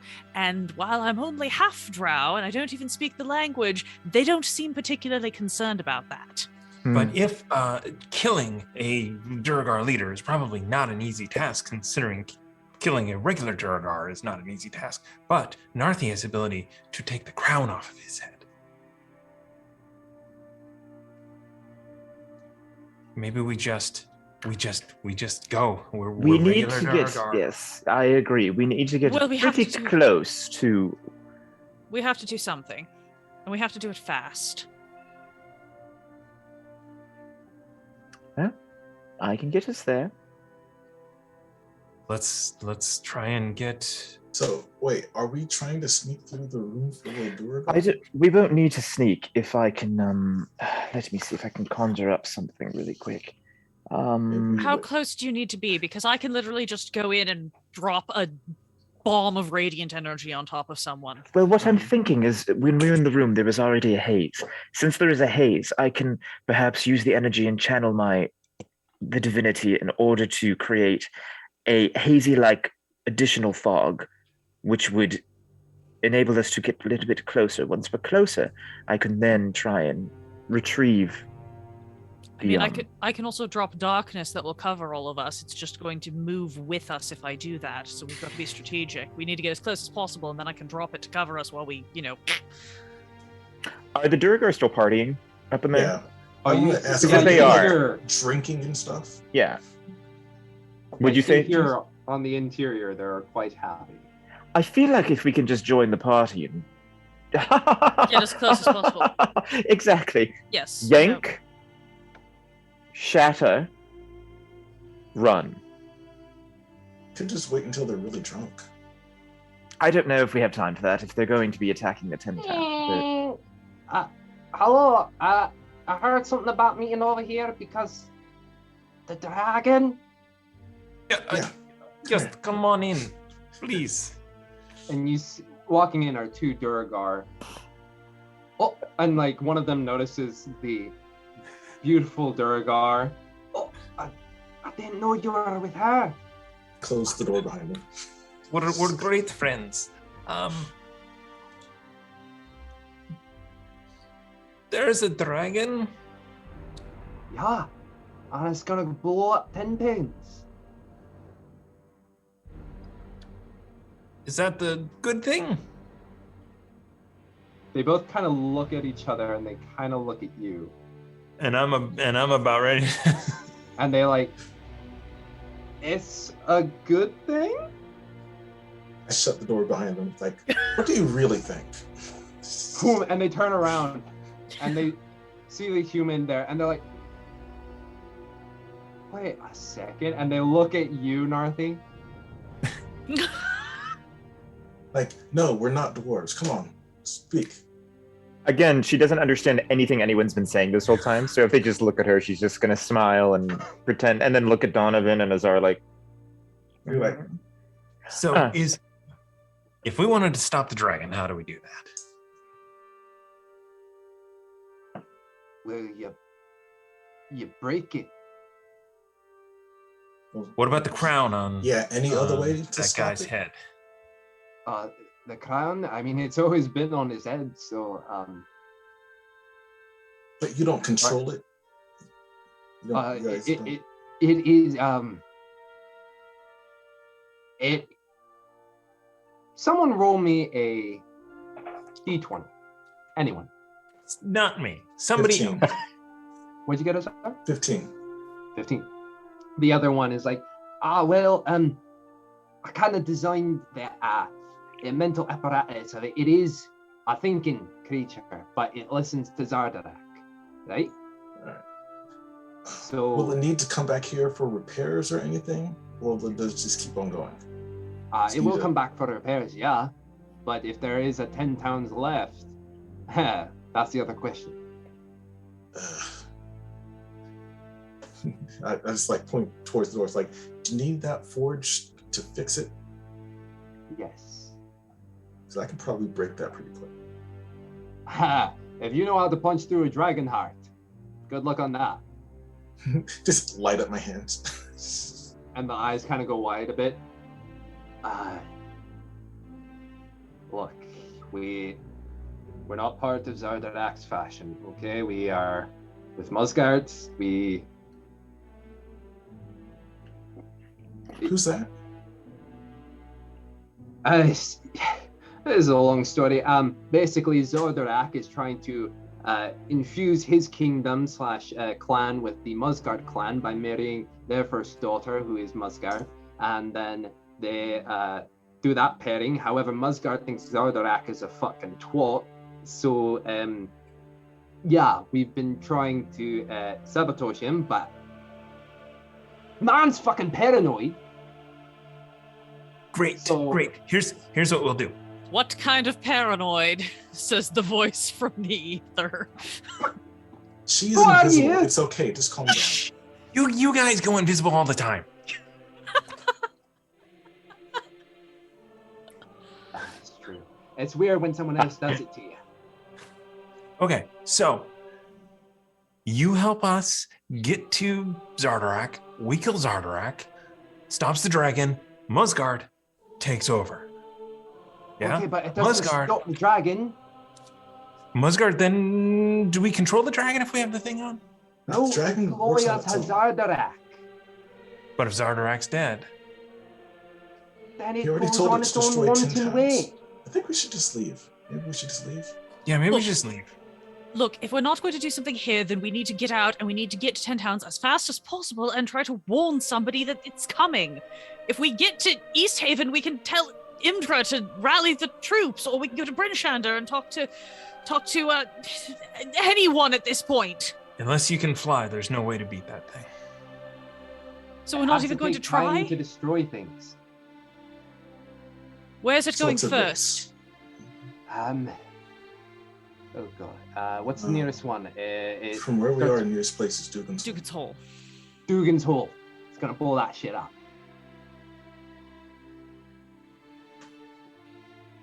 Then we bypass Dugan's Hole and we.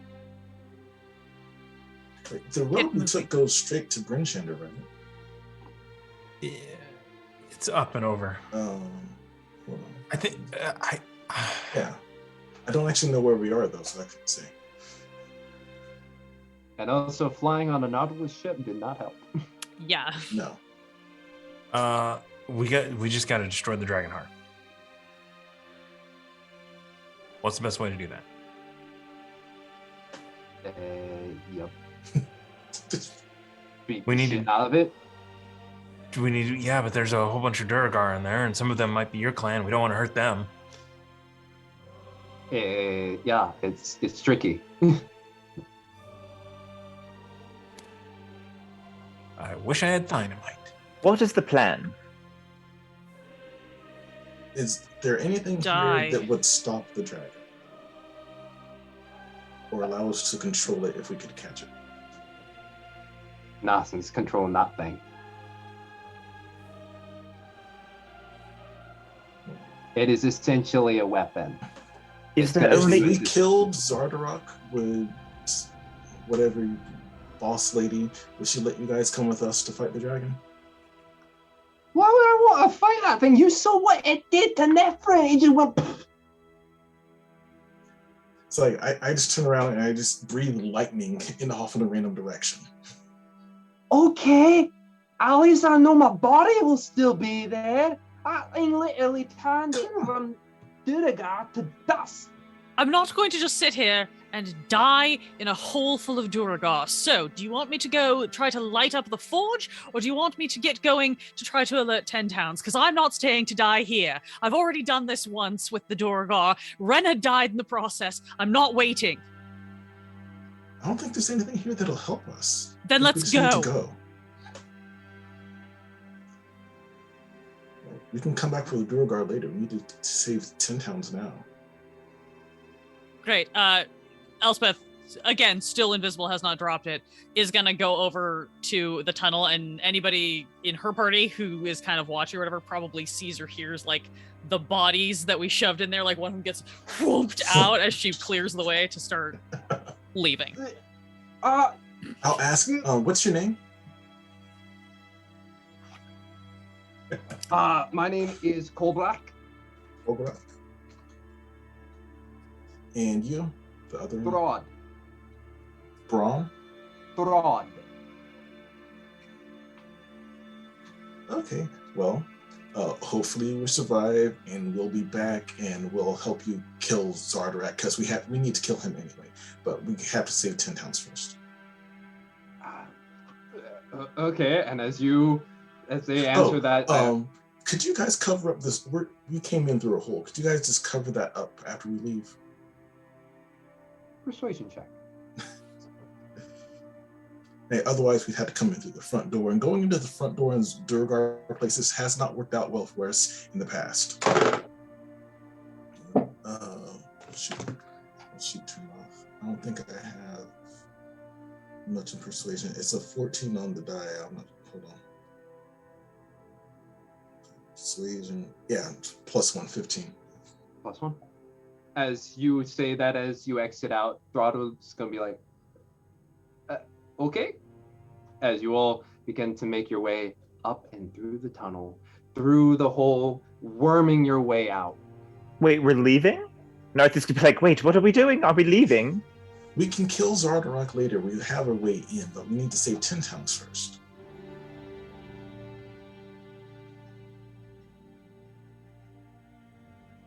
All right. Narthi, as you can contemplate this, your party is going into the tunnel. I guess just back up and follow the party after a yelling match and no idea what's going on. None. No idea. We'll just explain everything in common all the way. That's fine. back to the But tunnel. Narthi's gonna get really upset because this is what she was told was her justice and avenging of her brother, and so now that we're leaving, it's like the fuck is going on. To So be fair, I think Elspeth's big explosion was in common, so you probably did. oh, was it? understand. Oh, okay. Yes, gotcha, all gotcha. that she said about the I assumed Dorgar everything and was in Renner and dwarf. everything. Gotcha. No, that would have been in common. Gotcha. Okay. So As you soon as- worm. Oh, go ahead. Okay. No, go ahead. You worm your way out, weaving up the mountainside. You pop out of the hole, at which you see Daryl with your companions, and you look out and over. You see descending towards Dugan Hole, just a black silhouette. How And far as away is it? So, not that Dugan's far Hole? from it. Oh, how far Um, away is the dragon? How far away is it? Oh, Yes. it's gotten a good. It is like it has Outside gotten of past the attacking mountains. distance. Over gone 320 feet? Oh, way more than that. It has gone past the mountains and is starting to crest downwards towards the red waters in which Dugan Hole and Goodmead are at. And you see it cresting downwards towards Dugan's Hole at the moment. It's like, well, we know which way Tin Towns is now. And that means Waterdeep is that way. I think we've failed and time to go home. Elspeth is going to drop invisibility and sort of just... She's going to whistle and see if Irut pops out of nowhere. As he is sometimes wont to do. I'm going to shoot Go out. firebolts in the air. Just... And hopefully anybody sees them towards I like go over towards tent. to Daryl and like, Daryl, you saw the thing that came out, right? And another spore cluster goes, and it's like, yeah, that's the Yeah. thing. Yeah, we need to go and stop that, and then we'll come back to get your family out. Oh, Because okay. that's going to go and kill a whole lot of people right now. We need to stop that. Oh, okay. Yeah. Do that. And like they do the little stub hand, like, Okay. So we'll be back. Sorry about the delay. Will you be here, or are you gonna go home? home is, and like points downwards. My home is the Underdark. Oh, I don't know how to go there. Oh, well, I hope you find your way home safely. We really have to go. Okay. Save 10 towns, all that. Sorry, Okay. but we'll be back. No, understand. As you all begin to descend with your animals down the mountain. Yep. Elspeth's not waiting for anybody else at this point. She's going to periodically whistle and see if Irut shows up, and otherwise she's just moving. Mm-hmm. And you descend down the mountain, and you can see as you're about halfway down the dragon over where it appears to be Dugan's Hole. You see a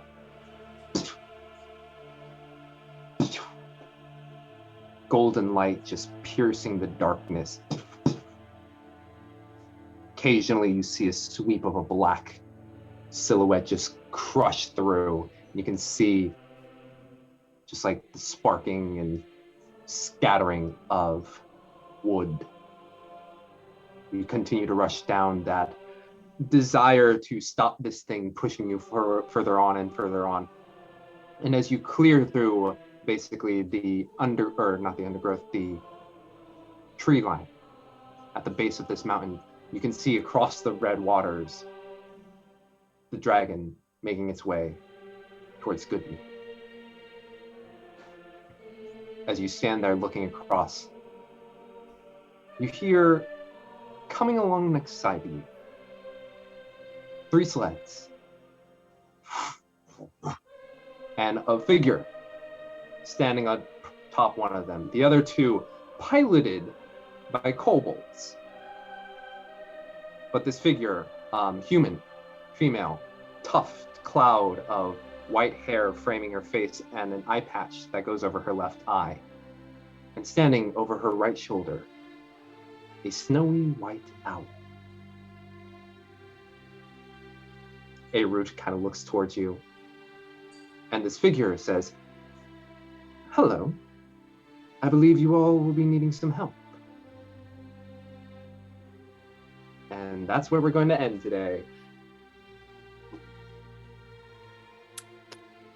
Okay. Yep. Cool. Yeah. Hey everyone. We've got 4 inspiration tokens. They are going to go into the boy, which is triggered. So we're going to do a giveaway tonight on Down Darker Trails of I think it's a Nord Games deck or anything from our merch store. That's what we're gonna do. Nice. Nice. So tune in tonight at 6 p.m. Pacific. Tune in at 6:45. I don't think we're doing a pre-show yet. Anyway, maybe 6:45, maybe 7. So yeah, check out Down Darker Trails, and we also have Swords and Sages this Monday, which is our in-studio show. We are allowed to do that again, so we're super excited. And yeah, keep an eye out for us here on Twitch. We're here regularly on Mondays and Saturdays, occasionally on Tuesdays. Check us out on YouTube for all of our VODs. We play board games, we do TTRPGs. Occasionally we'll do top 10 lists and talk about that snazzy stuff that's happening out in the gaming world. And also check us out on patreon.com/questsandchaos and join us for the Guild of the 5 E's. Fun stuff, fun times. Anyway, we'll be back again next week, same time, same place for Rime of the Frost Maiden. But until then, friends, stay safe, stay healthy, and we'll see you all next Saturday. Keep it frosty.